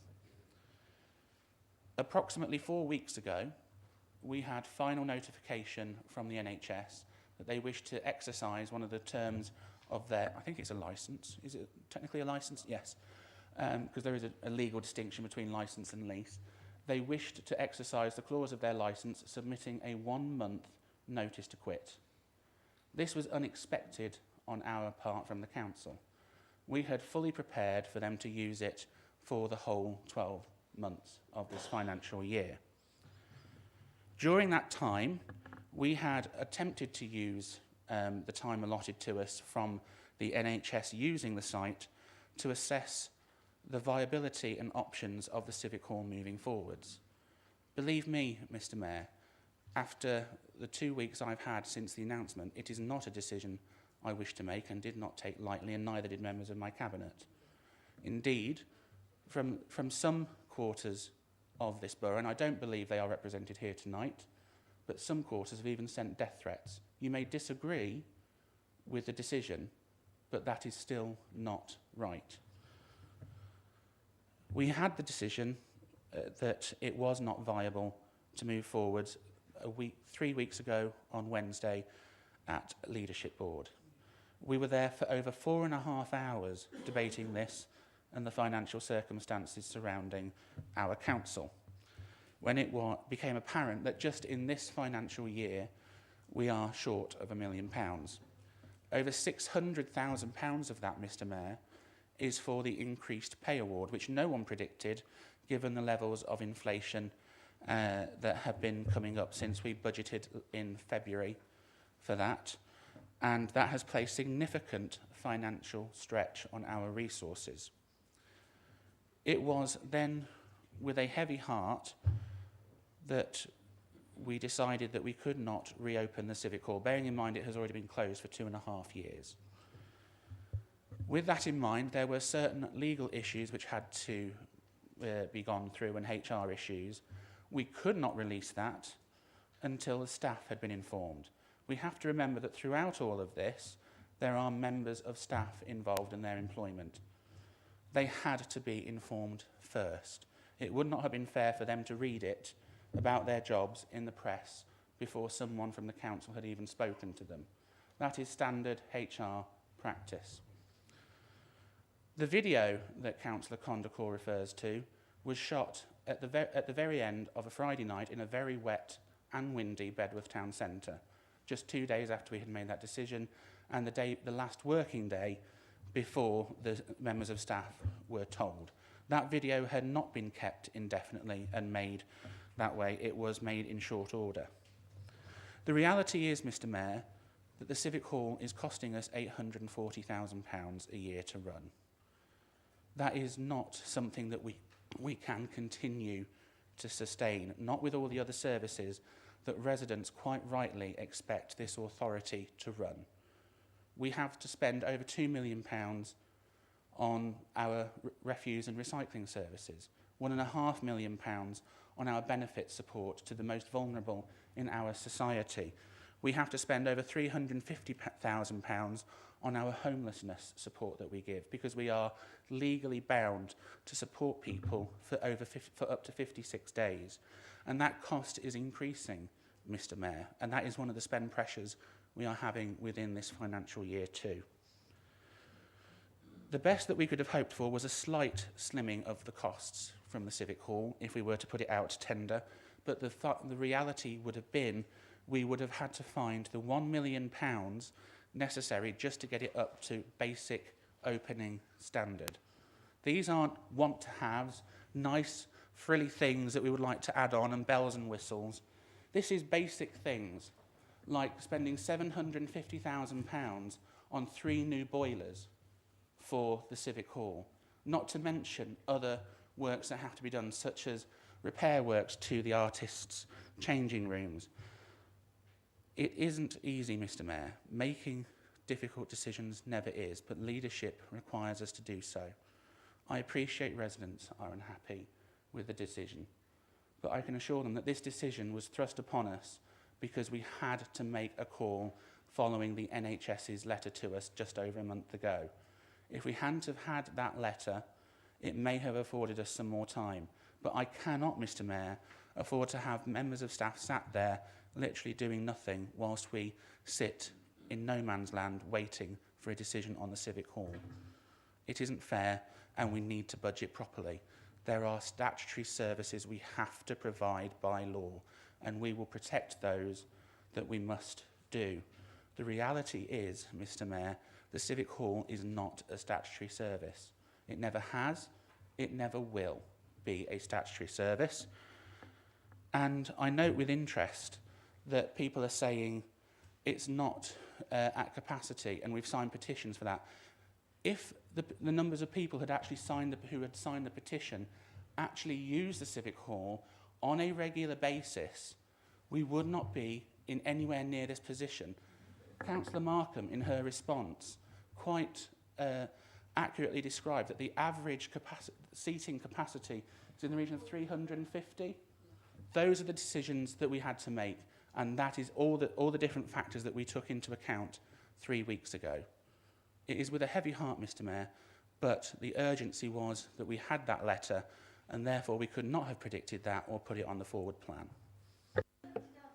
Thank you, Councillor Wilson. You've got a point of order, Councillor Condacourt. Yeah, I was asking why the opposition councillors weren't informed. I didn't want to repeat of last week's cabinet meeting.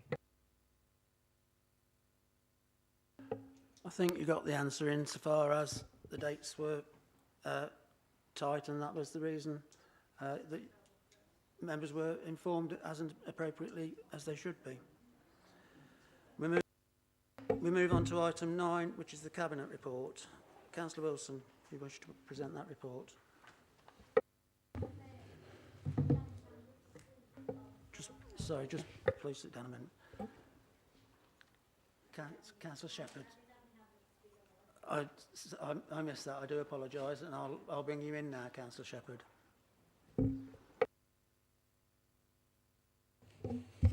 I do share Councillor Condacourt's concerns in regard to how late opposition members were told. In fact, I seen it on Facebook before I was told by the officers of this council, which to me isn't acceptable. I can't understand why it was felt appropriate not to inform or consult the organisations, the Arts Centre, People in Action in a more timely manner, and felt that most of them found out via Facebook and social media than from officers of this council. I do wonder why the business improvement plan that has been mentioned in the document that went to Cabinet has not been considered. I mean, you knew the building wouldn't be used forever by CWT, and I wonder why you hadn't put plans in place to reopen already. I would like to know how much money has been going to the council for the use of the building by CWPT. I feel these questions and more could have been asked at scrutiny. Had the chair of the scrutiny, Councillor Brown, not agreed that it didn't need to be going to scrutiny for consideration in the first place. Councillor Shepherd, can I just point this isn't in relation to why it was considered an urgent decision. It's just a question in relation to... I asked why members weren't informed in a timely manner, and organisations as well, Chair. Thank you for that. I am on, yes. Councillor Wilson. Oops, sorry. Yeah, Councillor Wilson. Thank you, Mr. Mayor. Part of the answer is the media protocol, which goes along with that there are certain rules and that are in place in the council about who is informed and when. That is their media protocol they put in place when they are in control. But, Mr. Mayor, I have to point out that I'll take no lessons from the Labour Party on this when they are in control for over 47 years of this authority. If perhaps they had made the difficult decisions in the past, this decision might not have had to have come forward when it did. Thank you, Councillor Wilson. We move on then to item 9, which is the Cabinet report. Councillor Wilson, you wish to present that report? Thank you, Mr. Mayor. Yes, I will present the report to Cabinet, from Cabinet to Council. Apologies, Mr. Mayor. We have the 27th of July, which goes over the Levelling Up and Devolution deal for Warwickshire and the UK Shared Prosperity Fund. There are various financial reports which have been considered, and I would like to highlight actually, again, Mr. Mayor, the Sanctuary event report which went to last week's Cabinet, that it was a fantastic event for Bedworth and the surrounding area. and the fact that so many residents of Bedworth and the surrounding area actually went and left their own poignant messages about their losses. Whoever went into that structure, Mr Mayor, could not fail to have been moved, and indeed I left messages, and I know a number of councillors around here did too. We also had the general fund revenue outturn from last year and the prediction, the state of play as it is at the end of Q1 this year. As ever, Cabinet will endeavour to answer any questions members may have. Thank you. Thank you. That does include the addendum, and if any members have any questions. Councillor Condacall. Thank you, Mr Mayor. I'd like to start with the sanctuary event, which obviously moved lots of people. And at the Cabinet meeting, I did ask, was there any details on the offsetting? Because we burnt an awful lot of wood and caused an awful lot of pollution. And I know people had a very good reason for doing that, but we were told it was all going to be offset with tree planting and all these other schemes. Can you give us assurance that that is happening this winter? And secondly, the point I raised at that meeting was some people wanted a permanent memorial for COVID victims, some a tree, a benches or an area they could actually pay respects that would last. I know there's different sorts of people, different views. And I did ask about that at the Cabinet meeting as well on that subject. So if the leader could brief us on those 2 points. Thank you. Sorry, Councillor Wilson. Okay, thank you, Mr Mayor. In relation to the first point about the carbon offset, that is a responsibility of the organisers from the sanctuary event, and officers are in touch with them to ensure that they continue on their obligations. That would be down to Director Hollis from memory, and he will be on top of that. He is very able and on top of his brief. In relation to a permanent COVID memorial, I am very open to that suggestion about a permanent COVID memorial. There are various considerations about that, like how many do we have, because we have Nuneaton and Bedworth and Bulkington and all the other villages. How do we do that in a borough with distinct identities? However, in principle, I'm not against that, and wherever possible, Cabinet members are looking to see and investigate the feasibility of that. I can't give any cast iron assurances, that would be irresponsible of me, but we are looking for any suitable options. Councillor Evans. Thank you, Mr Mayor. I do have numerous questions for Cabinet this evening, and with your permission, I'd like to take them individually. My first question is to the Cabinet Member for Finance. Last week, the Council issued a press release onto social media about the tremendous successes of the sanctuary event for Bedworth. In response to this, a local resident claimed that the Council had spent £650,000 on this event. Could the Cabinet Member confirm the Council certainly did not spend £650,000 and that the Council did not subsidise this event in any way through council tax? Councillor Croft. Thank you very much, Mr Mayor, and thanks to Councillor Evans for his question. I think I know the resident he refers to, and we gave him some remedial education last week as well. Of course we didn't spend that sort of money. We wouldn't have that sort of money to spend. I think there has been some confusion in that the council, throughout the period of the COVID pandemic, was given grant monies by the government, which was called the Additional Restrictions Grant, which is ARG, as we tend to refer to it, which was designed to support businesses, and we had some considerable discretion on how to apply that. We provided £50,000 of this ARG to the sanctuary event, which was entirely in keeping with the purpose of the event of the grant, which was to stimulate the local economy, given, was it 70%, 75% was spent in Bedworth? And as I said at Cabinet last week, if that 70-75% spending in Bedworth kept a few small businesses in business and kept them in the black in a very difficult time, it was well worth doing. Thank you very much, Mr Mayor. Thank you, Councillor Croft. Councillor Evans, you've got a further question? Yes, and it certainly did, and you only have to talk to the Mayor's Cafe to learn the true economic benefit that the event brought. My next question is to the Leader of the Council. Councillor Evans, can you just sit down a moment, please? Can I just ask the members of the public, please, to be quiet? The questions are being asked. It's in your benefit that you hear the responses. I think, you know, it's in your best interest to let the members respond to the questions that are asked, because I'm sure you'll find out the information that you're trying to seek by these answers. Yes, Mr Mayor, this is to the Leader of the Council. There's been lots of talk in the borough that the council could very simply hand the Civic Hall over to a charity or a trust or an arts company, or could even trigger what's known as a community asset transfer. In order to reopen the building to basic health and safety standards, and then to bring the facility on par with neighbouring venues, a potential trust or charity, whatever you want to call it, would need to find in the region of £2 million in funding. And that doesn't include operational on yearly costs. Can the Leader of the Council confirm to me that it would be incredibly difficult for a trust or charity to put forward a business case to do this? And would he also agree with me that the other issue at hand is that external organisations such as DCMS or the Arts Council are not going to provide external funding to a business model that is losing potentially, £800,000 to £1 million a year? Thank you, Councillor Evans. Councillor Wilson, did you wish to respond to that?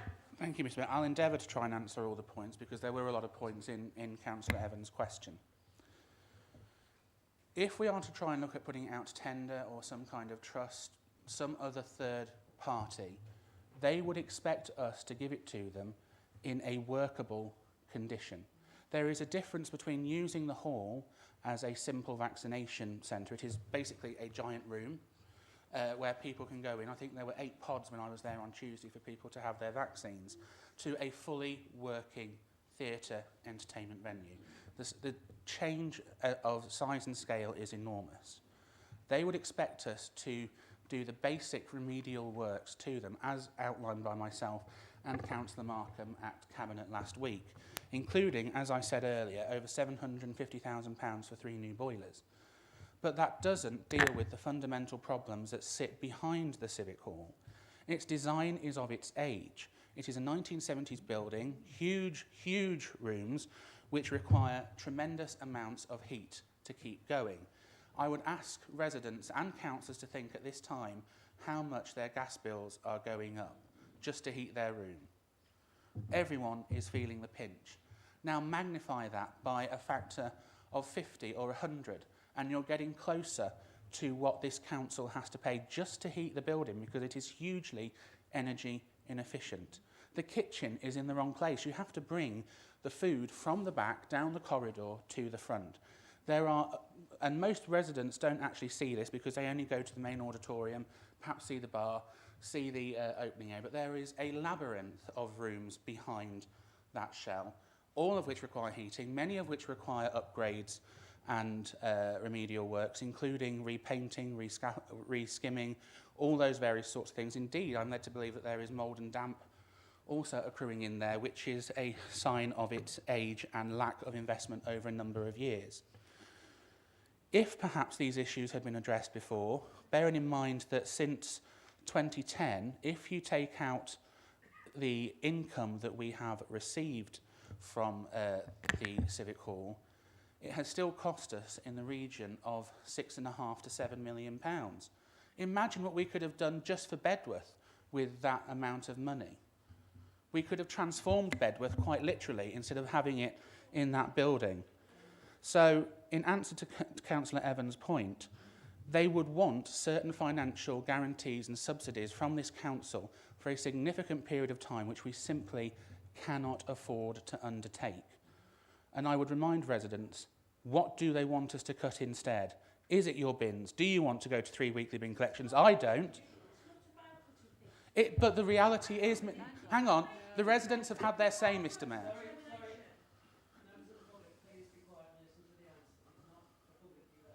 We have to balance the books somehow. If we keep something going elsewhere with its tremendous cost, then something else must give. You have to balance. We are not like the government where we can continue to borrow to keep going on with day-to-day funding. That is not how it works. Madam, please listen to the answer. I have sat here and patiently listened to you. Now, patiently listen to the answer. I have. I gave you the date for a start. Now, the reality is that we cannot afford to cut statutory services or leave people homeless or take away the planning service when people want simple extensions to their homes or a new window. That again affects the supply chain for businesses in the borough who are trying to keep going. It is a non-starter, Mr. Mayor. I wish it was other. Excuse me. Members of the public have already had their opportunity to ask questions and speak earlier tonight. It is now for the council to have discussions and decisions. Those questions are being asked and being responded to. Please listen to the responses and please do not interrupt the speakers. I hear from a position in the gallery, Mr. Mayor, from a former Labour councillor who, if they had have actually challenged things, we might not be in this position. The reality is that we have invested significant amounts of money in Bedworth. Listen to my answer from earlier. £34 million on a new leisure centre, of which, Mr. Mayor, £5 million is coming from the Arbury development. Yep. That is in Nuneaton, last time I checked. They are supporting this borough in Bedworth, even though the residents of the new Arbury estate, when it is developed, will use the facilities primarily in Nuneaton. We are investing significant amounts in Bedworth, Mr. Mayor, and I won't take any challenge on that because the evidence and track record speaks for itself. Thank you, Councillor Wilson. Councillor Evans, I've got other speakers as well. Did you still have a question that you want? If you can get them both in at the same time, then please, and we'll get those answered. Okay, yes. So my two questions, they're both to the leader anyway. So, first of all, there's been lots of talk on social media that if there was a town council for Bedworth, that town council could in some way save the Civic Hall, and that could be, that could solve all the problems. I just wondered if the leader of the council has done any work behind the scenes on looking at how much an additional precept would cost for Bedworth residents. My own personal view is it would probably be at least £150, probably a lot more, but I'd be interested in the leader's view on that.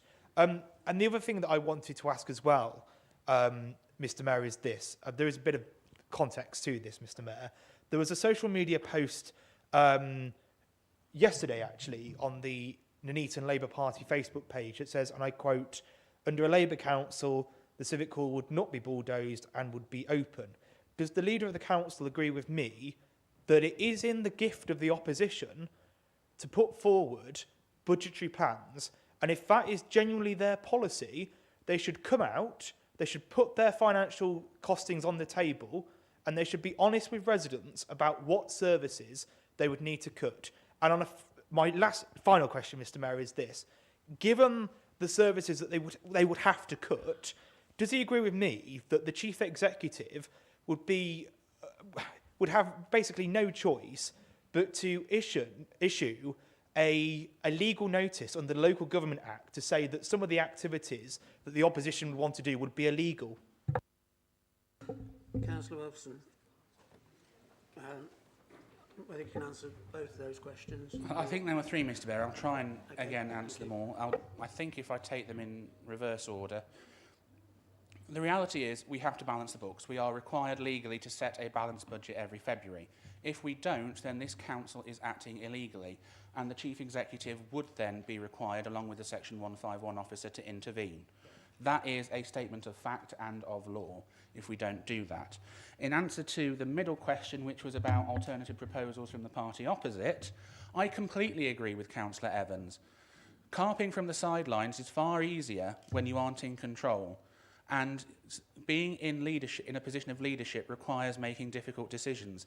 If they want residents to trust them again after years of neglect and decline under Labour previously, then I challenge them alongside Councillor Evans to come forward and actually say how they would fund the £840,000 shortfall that we have just to keep the Civic Hall going. That in itself is a challenge. Also, where would they find the funding to keep paying our hard-working staff over £600,000 extra that we have to do under the likely pay settlement that we are facing? In relation to a town or parish council, Mr. Mayor, I find this an interesting concept because we are, in Warwickshire, the only unparished or untown councilled district. I have no idea about the historical reasons for that. It's lost in the mists of time. I think a large part of that would go down to the fact we are such an urban area. We're only 30 square miles roughly in terms of geography, whereas the other districts and boroughs are huge in comparison to Nuneaton and Bedworth. Having a town or parish council adds an additional level of government into the mix, and an additional level of government requires funding. You would have to find officers to staff this additional level of government. You would have to find the funds to keep the services going, which that level would have to go. So if, in theory, a town council was to take on the Civic Hall, they would have to fund the whole £840,000 from their budget. To give an element of context, Coleshill Town Council is charging approximately £110 extra as their precept on the council tax. That only generates £250,000 for their budget. Now, I accept there are issues of size and scale because Bedworth is a larger town, but there would still be a significant additional precept just to fund the Civic Hall. The Civic Hall is funded as a Nuneaton and Bedworth asset. 27% of all the properties in Nuneaton and Bedworth are in Bedworth. That means that 73% of the funding, if you go by property, for the Civic Hall, and indeed all services across Nuneaton and Bedworth, fall from Nuneaton and Borkington residents. But we pay as one, Mr Mayor, because we are one borough. But it is important to recognise that if we go down the town council route and go down the division route, which that would inevitably entail, the Bedworth residents would have to foot the whole bill for the Civic Hall. And that is just for the Civic Hall, not just the other services that they would have to provide, like your parks and open spaces, like your play provision. All those issues would be devolved down to a town or parish council, and they require significant investment and running too. It is a non-starter, in my view, Mr Mayor. If residents of Bedworth want to pay an additional £300 or £400 on top of their current precept, then I think if we are to put the facts out there, Mr Mayor, I think residents wouldn't actually like paying an extra £300 or £400 on their council tax. I happen to believe it's too high as it is, and I wish that there was a way of bringing it down, but there isn't. The reality that things only ever go up. But that is what Bedworth residents would be facing if we were to follow the suggestion that Councillor Evans has seen mooted on social media. Thank you, Councillor Wilson. I've got Councillor Condacall. Thank you very much, Mr Mayor. I'd like to come on to the Cabinet meeting discussion of the closure of the Bedworth Civic Hall. And as you said recently about the heating costs, etc. Because I actually have the ledger for 2019-20, the last year full operation. And the gas bill was £19,000 for the Bedworth Civic Hall. £19,000 is more than a house, but it is not an astronomical gas bill. The electricity bill was £31,000 because basically it's a very, very large box with lots of air conditioning and lots of equipment. Fundamentally, the gas bill is not an astronomical sum because big square boxes are very efficient to heat compared to lots of little small boxes. But a lot of questions have been asked about the £700,000 to replace 3 boilers. And I would like the council to release the full details of those quotes and the full details of the heating system so that the residents can have an independent view on whether that is a reasonable charge. Because if it's only burning £19,000 of gas and your boiler costs £700,000 for free, there's some mismatch here. Did we really need 3 boilers? It doesn't seem to make any logical sense that the boilers are costing almost, £750,000. The theatres naturally need lots of cooling when you're filling with people. They don't need lots of heating. And something really doesn't add up, Councillor Wilson. So I ask that you release the information about the quotes and the boiler system to the residents so they can get an independent view. And also, can you release details of the replacement you're proposing in your fantasy project? Because I was sent a drawing and it looks like the theatre is going to be about 14 metres wide. So it's very, very much smaller. It's the size of 6 cars parked sideways. So I would like the actual drawings of your fantasy project released to residents so they can see what crap theatre, what a tiny library they're going to get out of your regeneration project. Thank you. Thank you, Councillor Condacall. Councillor Wilson. Thank you, Mr. Mayor. In relation to the ongoing costs and any of the quotes, that would be an operational matter down to officers about whether they can be released or not. The honest answer is I don't know, because that is beyond my remit. However, I would say that paying the £31,000 for electricity and the £19,000 for gas, if that is what he says it is, you try paying it then, Councillor Condacor, because that's an awful lot of money in anyone's book. Now, in relation to the regeneration, this is exactly the kind of claptrap that holds Bedworth and Nuneaton back. If we don't go out there and have a vision of regenerating Nuneaton and Bedworth, what will we get? The same old decline, the same old rubbish, and the same old drivel from the councillor opposite, because he talks everywhere down and talks down any opportunity to actually regenerate and do something better with our towns. Now, I happen to believe that having a plan and a vision for what Bedworth could look like is far better than actually sitting still and doing nothing. It gives us an opportunity to go out there and go and speak to investors and developers. This is a starting point, not an end point. It's a journey, not an event, about how we actually progress the regeneration of Bedworth Town Centre. I certainly don't want to see Bedworth continue on its decline. I believe, and I think all councillors, certainly on this side, would believe that Bedworth deserves better. It was done down under the previous administration for decades, and it is only this administration that has actually had the temerity and the guts to put forward a vision that Bedworth residents and businesses and investors can get into. So what's your vision for Bedworth, Councillor Condacor? Thank you, Councillor Wilson. Just a moment. I have a point of order from Councillor Condacor. What is your point of order? The point of personal escalation, I did actually ask, can we have the drawings of what is being proposed? Thank you. Councillor Wilson, did you wish to respond further? There are drawings online, Mr. Mayor, already. In fact, I asked officers to put together a whole Transforming Bedworth webpage, and that has now gone live. But in discussions with myself and the Deputy Mayor, Councillor Walsh, who is the chair of the Business and Regeneration Overview and Scrutiny Panel, we are in discussions about bringing that to an Overview and Scrutiny Panel moving forward. So perhaps he should actually wait and see what is going on and come to the meeting. Thank you, Councillor Wilson. I've got no other indications in relation to that report. So we then move on to item 10, outside bodies, change of representation. Councillor Wilson again. Oops. Councillor Golby is leaving the meeting as previously indicated. Councillor Wilson. Thank you, Mr. Mayor. Councillor Evans, who is chair of the relevant Overview and Scrutiny Panel, is unable to make the timings of the meetings that County Council hold, because they are a most antisocial bunch over there in terms of meetings for residents to get to. So we would ask that Councillor Colin Cape be substituted as the Council's representative on that Overview and Scrutiny Panel at County Council. Thank you. Do I receive a seconder for that? Councillor Croft? Sorry, Councillor Markham. It's all right, there was 2 or 3 hands up there. Did you wish to speak on it at all at this point? No. Councillor Condacor. Thank you very much, Mr. Mayor.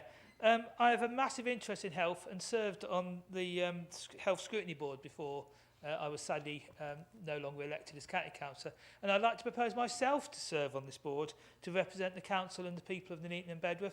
Councillor Golby is already chairing this, so we've already got a representative from the Conservative side. And I think it would be marvellous to have a Green there championing us getting better health, building GP practices, chasing what's happening to our health services, particularly mental health services for young people. And I'd love to have this role, so I nominate myself if that's allowed. Thank you. Thank you. Do I have a seconder? Councillor Wright. We just go to the vote straight on this, do we? Yeah. So that's an alternative proposal. So, sorry, the amendment.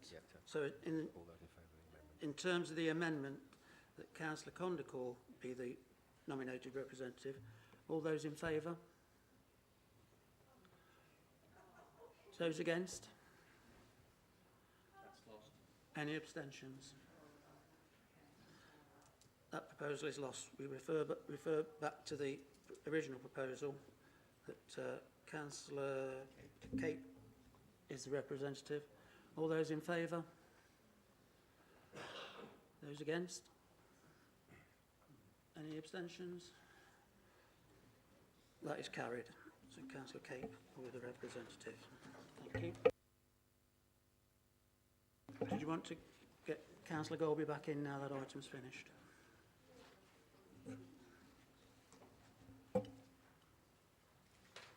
We move on to item 11, recommendations from Cabinet or other committees.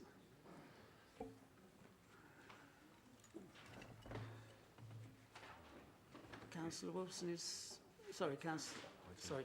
11 Councillor Croft. Sorry. That then brings us on to 11A, which is Capital Programme Outturn, which is Councillor Croft. Thank you very much, Mr. Mayor. I should try to be brief because it's already gone through the Cabinet process. This is the outturn report for last year at the end of the financial year, back in March, April. It's already been approved by Cabinet to go through the audit. I did apologise to Cabinet for the lateness of the report, given the issues we've had in the finance team, which I laid out at the last full council meeting. The council needs to approve this so that we can re-profile the slippage and underspend into the budget this year. The one point to note is that there is, I think it was Councillor Croft, can you just sit down a moment, please? Can the members of the public please be quiet, because there's members in the council trying to listen to what's being said. Thank you. Councillor Croft.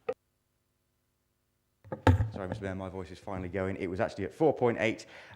There has been some reprofiling of some projects, the Bridge to Living and the Towns Fund projects, between 2 years. These projects are not overspent. They are underspent in terms of their entire budget, but they appear to be overspent last year because of the way they were profiled between years. So I just wanted to clarify that. Otherwise, I shall move the report, Mr. Mayor. Seconded. Councillor Goodrich. Do you wish to speak at this point, or reserve your right? Any speaker on that item? Councillor Condical. Thank you very much, Mr. Mayor. There's a lot of really big projects in this, and particularly looking at page 58, it's got things like Bridge to Living, which we discussed earlier. It really needs doing to actually have an update, not just on how much has been spent, but actually what the current estimated cost will be. Because if like Bridge to Living, it was originally £5.8 million for that project, and we've now spent 2.3 million, we really do need to know whether the remaining part of the project will fit in the remaining part of the money. So I think Councillor Croft does actually need to give us a bit more detail. And on the housing bit, where it's got housing capital outturn on page 62, it's really, really unclear as to some of these big sort of items, what the individual projects within them is. And some of them, like the 198 Church Road, Stockingford, we keep talking about, is only just about to start to be started, if we believe the rumours that it's just about to be started sometime soon. Thank you. Thank you, Councillor Condical. Got no other indications. Councillor Croft, did you wish to respond? Thank you very much, Mr. Mayor. As I've already... Oh, is Councillor Shires, did she want to... Oh, right. Councillor... Sorry, I'm missing you. It's because you've moved location. Councillor Shepherd, please. Councillor Croft, if you just hold fire, please.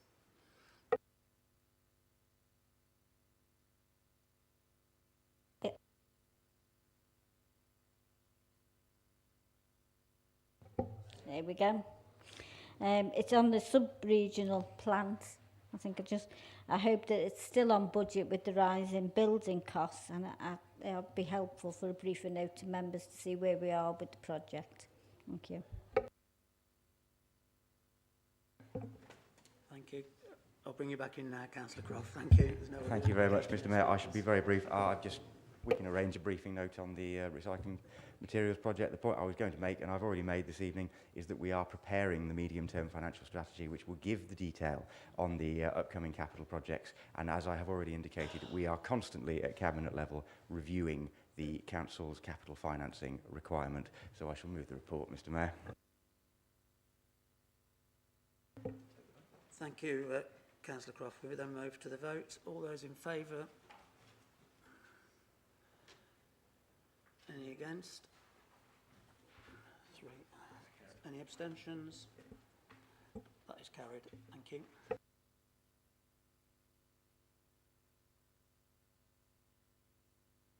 (11B). Councillor Croft Wilson.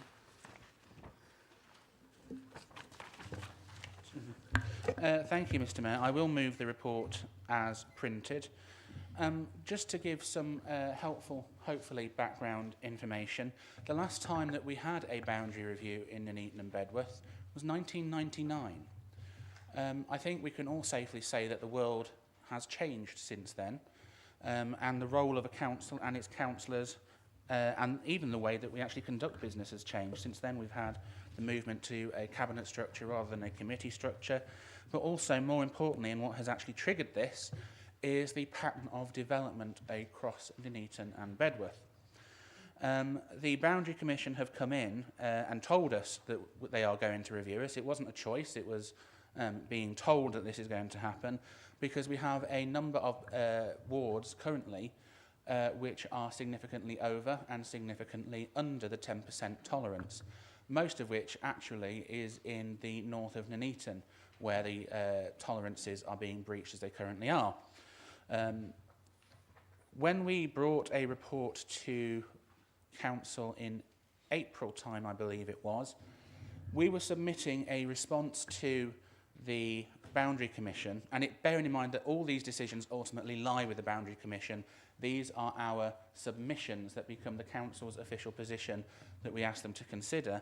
We were forecasting that we would have around about 103,000 electors by 2028. That is the 5-year point that we have to consider under the regulations, that we will have new boundaries come into effect from 2023, and we have to forecast 5 years hence. We are currently around about 25,000 voters, give or take, and that has significantly increased even in the past 5 to 6 years, given the tremendous amount of building that has happened in the north of Nuneaton. We also submitted to them, as part of our official submission, all the proposed developments which were looking likely to come forwards either partly or completely by 2028. There was some consideration amongst the electoral team whether they would actually allow these or not. But based on our projections, they have taken almost all of the proposed sites which have got existing planning permission or about to come forwards as what we will get. And the result, Mr. Mayor, is quite startling. That we will have, by 2028, approximately 117,000 electors in Nuneaton and Bedworth. A large part of this has been driven by the growth, as I said, in the north of Nuneaton, which was foisted on that area, by the way, by the previous Labour Council as part of its desire to swamp Weddington and St Nick's with housing, and then that flushing around to the rest of the area. That has resulted in the Boundary Commission saying that they believe we should increase to 19 wards. We currently have 17, so that means that we do actually have to do a complete boundary exercise in Nuneaton and Bedworth. And that is what Cabinet was presented with, and I am bringing tonight, Mr. Mayor. We are all within the 10% tolerance that we must have by law, and we have tried as far as possible to respect existing communities and existing natural or artificial boundaries. For example, main arterial routes, spinal roads, canals, rivers, and indeed, which is quite difficult for our town's location, the amount of railways which actually cut through Nuneaton and Bedworth. That has proved a very tricky exercise. And I have to say that no councillor sitting around this chamber will be 100% happy with what happens to their ward, but this has been foisted on us by the numbers game. The 2 extra wards have gone into the north of Nuneaton. If we did not do that, Mr. Mayor, we would be looking at Weddington with an approximate voter base of 12,000 voters, St Nicholas with an approximate base of 9,000, and Whitestone, which is my own ward, Mr Mayor, of approximately 7,500. The average should be around about 6,100 from memory. We're allowed a 10% either way. So what we have presented tonight to full council for submission as our official recommendations respects all of the requirements set down by the relevant legislation, respects as far as possible natural communities and boundaries and buffers, etc., and I commend them to the Chamber. Thank you, Councillor Wilson. Does that receive a seconder? I'll second that, Mr Mayor, and I'll reserve my right to speak. Thank you. That then opens us up to debate. Councillor Condacore. Thank you very much, Mr Mayor. I'd love to have 12,000 electors in Weddington in one way, but obviously that's not allowed. I really don't want to lose any of the people I look after at the moment, but I realise we're going to have to split my ward into two. From the sheer thing, it's going to be twice as big as the normal ward and average. But it's how it's done needs to be got right.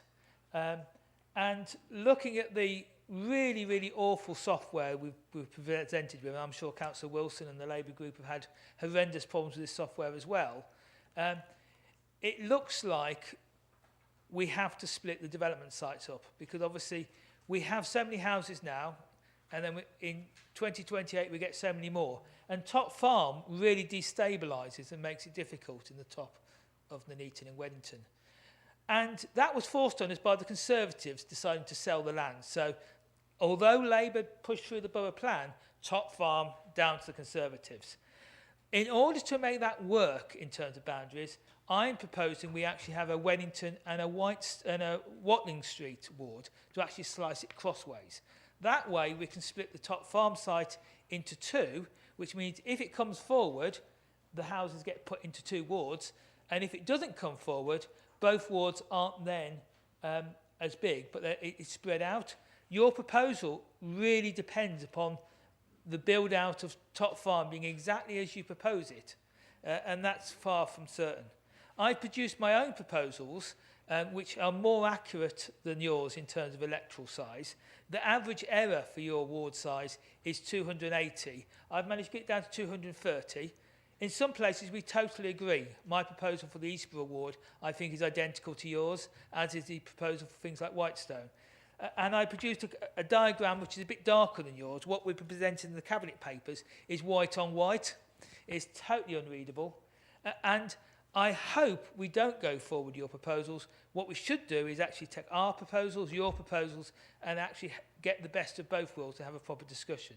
If we're not going to do that tonight, and if we're just putting forward the Tory proposals, then I'll be putting forward a Green proposal. I'm happy for Labour to join in and modify my proposals, and I'm happy for citizens to look at my proposals and tweak them as well.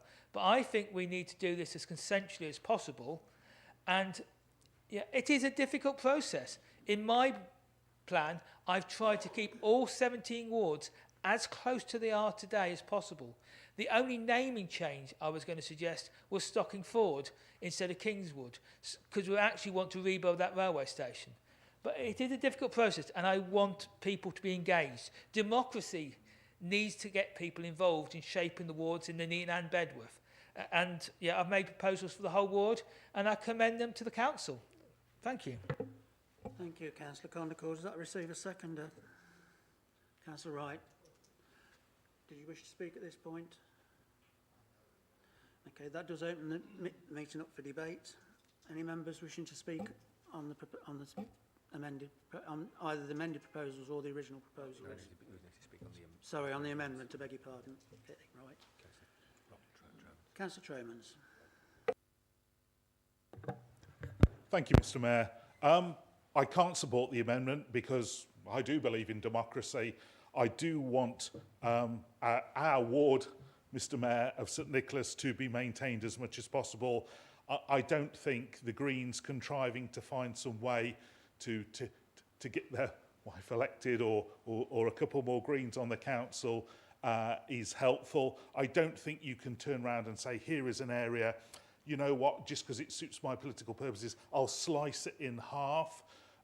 If a development is coming forward, a community is coming forward, and it is coming forward because we have to deliver a huge new state-of-the-art school there and some other community infrastructure projects to mitigate for all of the house building that the previous administration, backed up by the other opposition, all went for, because they've had that dumped on us. Excuse me.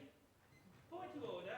We never... Excuse me, Councillor Clonacall, please sit down. I'll take your point of order once the Speaker has finished speaking. Yeah, it does need to be a point of order for a change as well. I've listened so many times to the Councillor rising, and it's not a point of order. You know, we have the rules of debate, we have democracy. It's not lip service.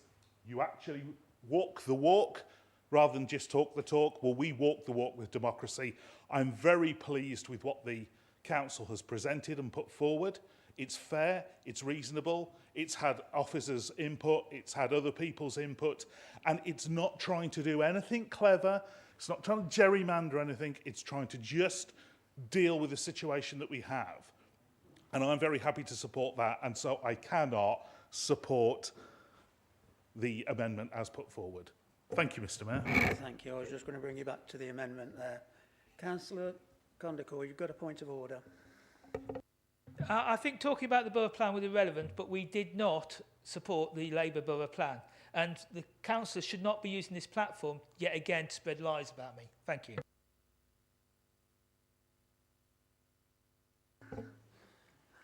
Your point is noted.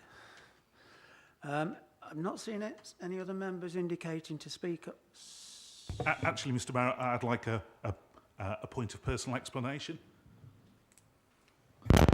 What's in relation to something that's been said? Yeah, I'll just clarify what I said. I didn't lie. It's funny that somebody who habitually seems to do that accuses absolutely everyone else of it.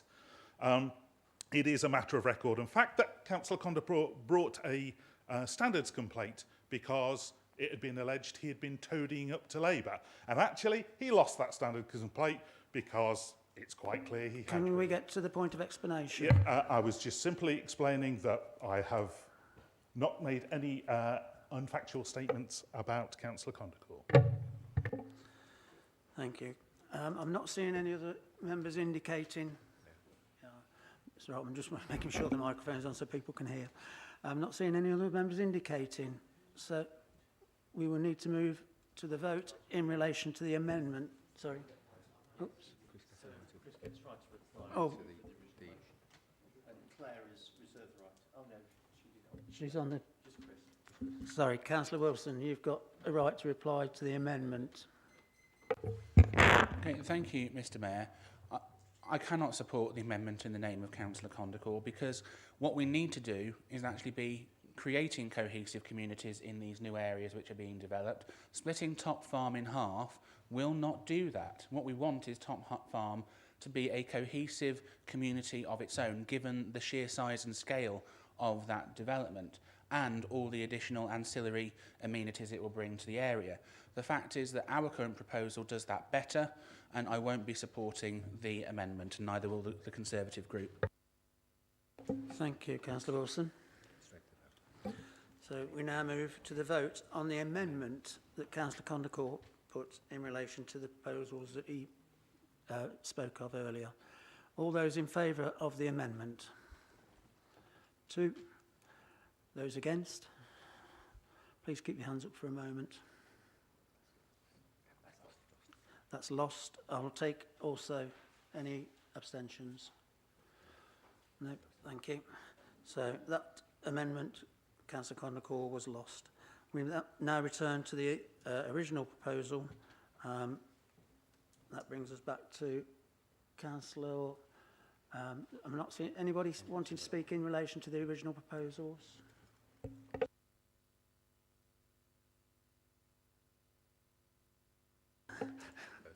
Sorry, I've really pointed at the speaker. Or the sorry, Councillor, in relation to the original proposals, Councillor Shepherd.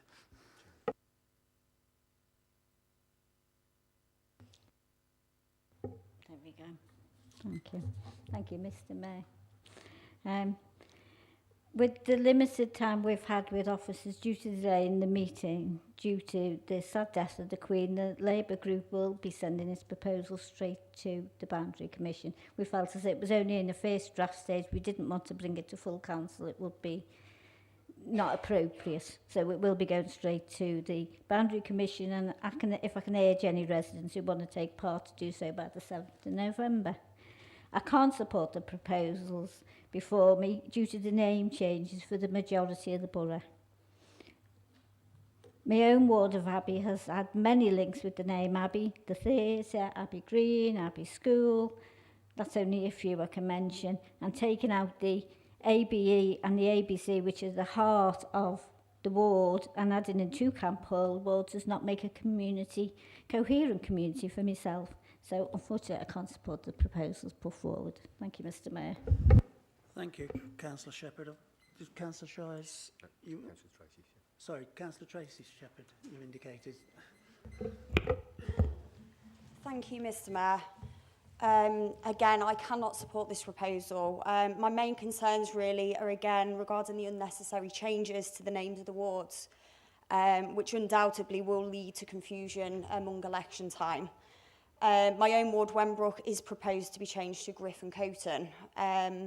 The Wenbrook ward sits on the banks of the Wenbrook. It has a very good school called Wenbrook Primary School. It has a well-supported community centre, again called Wenbrook, and it has a section of the National Cycle Networks routes, Route 52, running right through the middle. Again, it is named the Wenbrook Trail. So I would ask, if you do nothing else, I would ask if you could reconsider the proposed ward names. Thank you, Mr Mayor. Thank you, Councillor Tracy Shepherd. Councillor Brett Beetham. Brilliant. Thank you, Mr Mayor. So I wholeheartedly support this, especially with the wards change names for what would be Kingswood, as most residents do refer to it as Stockingford, the Ford. So yes, I support this wholeheartedly. Thank you. And any other member? So I did come back to you, Councillor Golby, as the seconder. Thank you, Mr Mayor. I've got nothing further to add to the debate.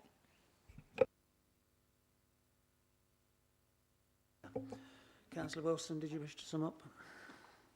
I'll forego my right of reply, Mr Mayor. So, thank you. We now move straight to the vote then. So those in favour of the proposal submitted by Cabinet. Got that? Yep. Any against? Thank you, that's noted. No abstentions.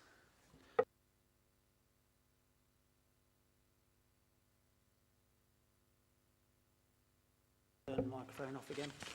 That brings us on to 11C. Annual Treasury Management Report. Councillor Croft. Thank you very much, Mr Mayor. The hour is late. We are 15 minutes away from the end of standing orders, so I shall try to be brief. As I said at the Cabinet, this is a backward-looking and technical document. This was the Treasury Management for the previous financial year. We will be producing a forward-looking document in a very short due course. It is not what the money was spent on, it is how the investment portfolio and the cash flow was managed, and we shall move the report so we can get it to audit. Thank you very much, Mr Mayor. Does that receive a seconder? Councillor Markham?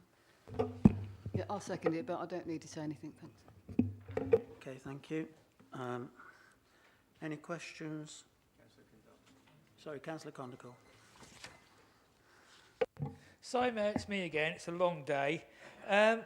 Treasury I've been talking about for probably the whole time I've been involved in this council, probably 17 years.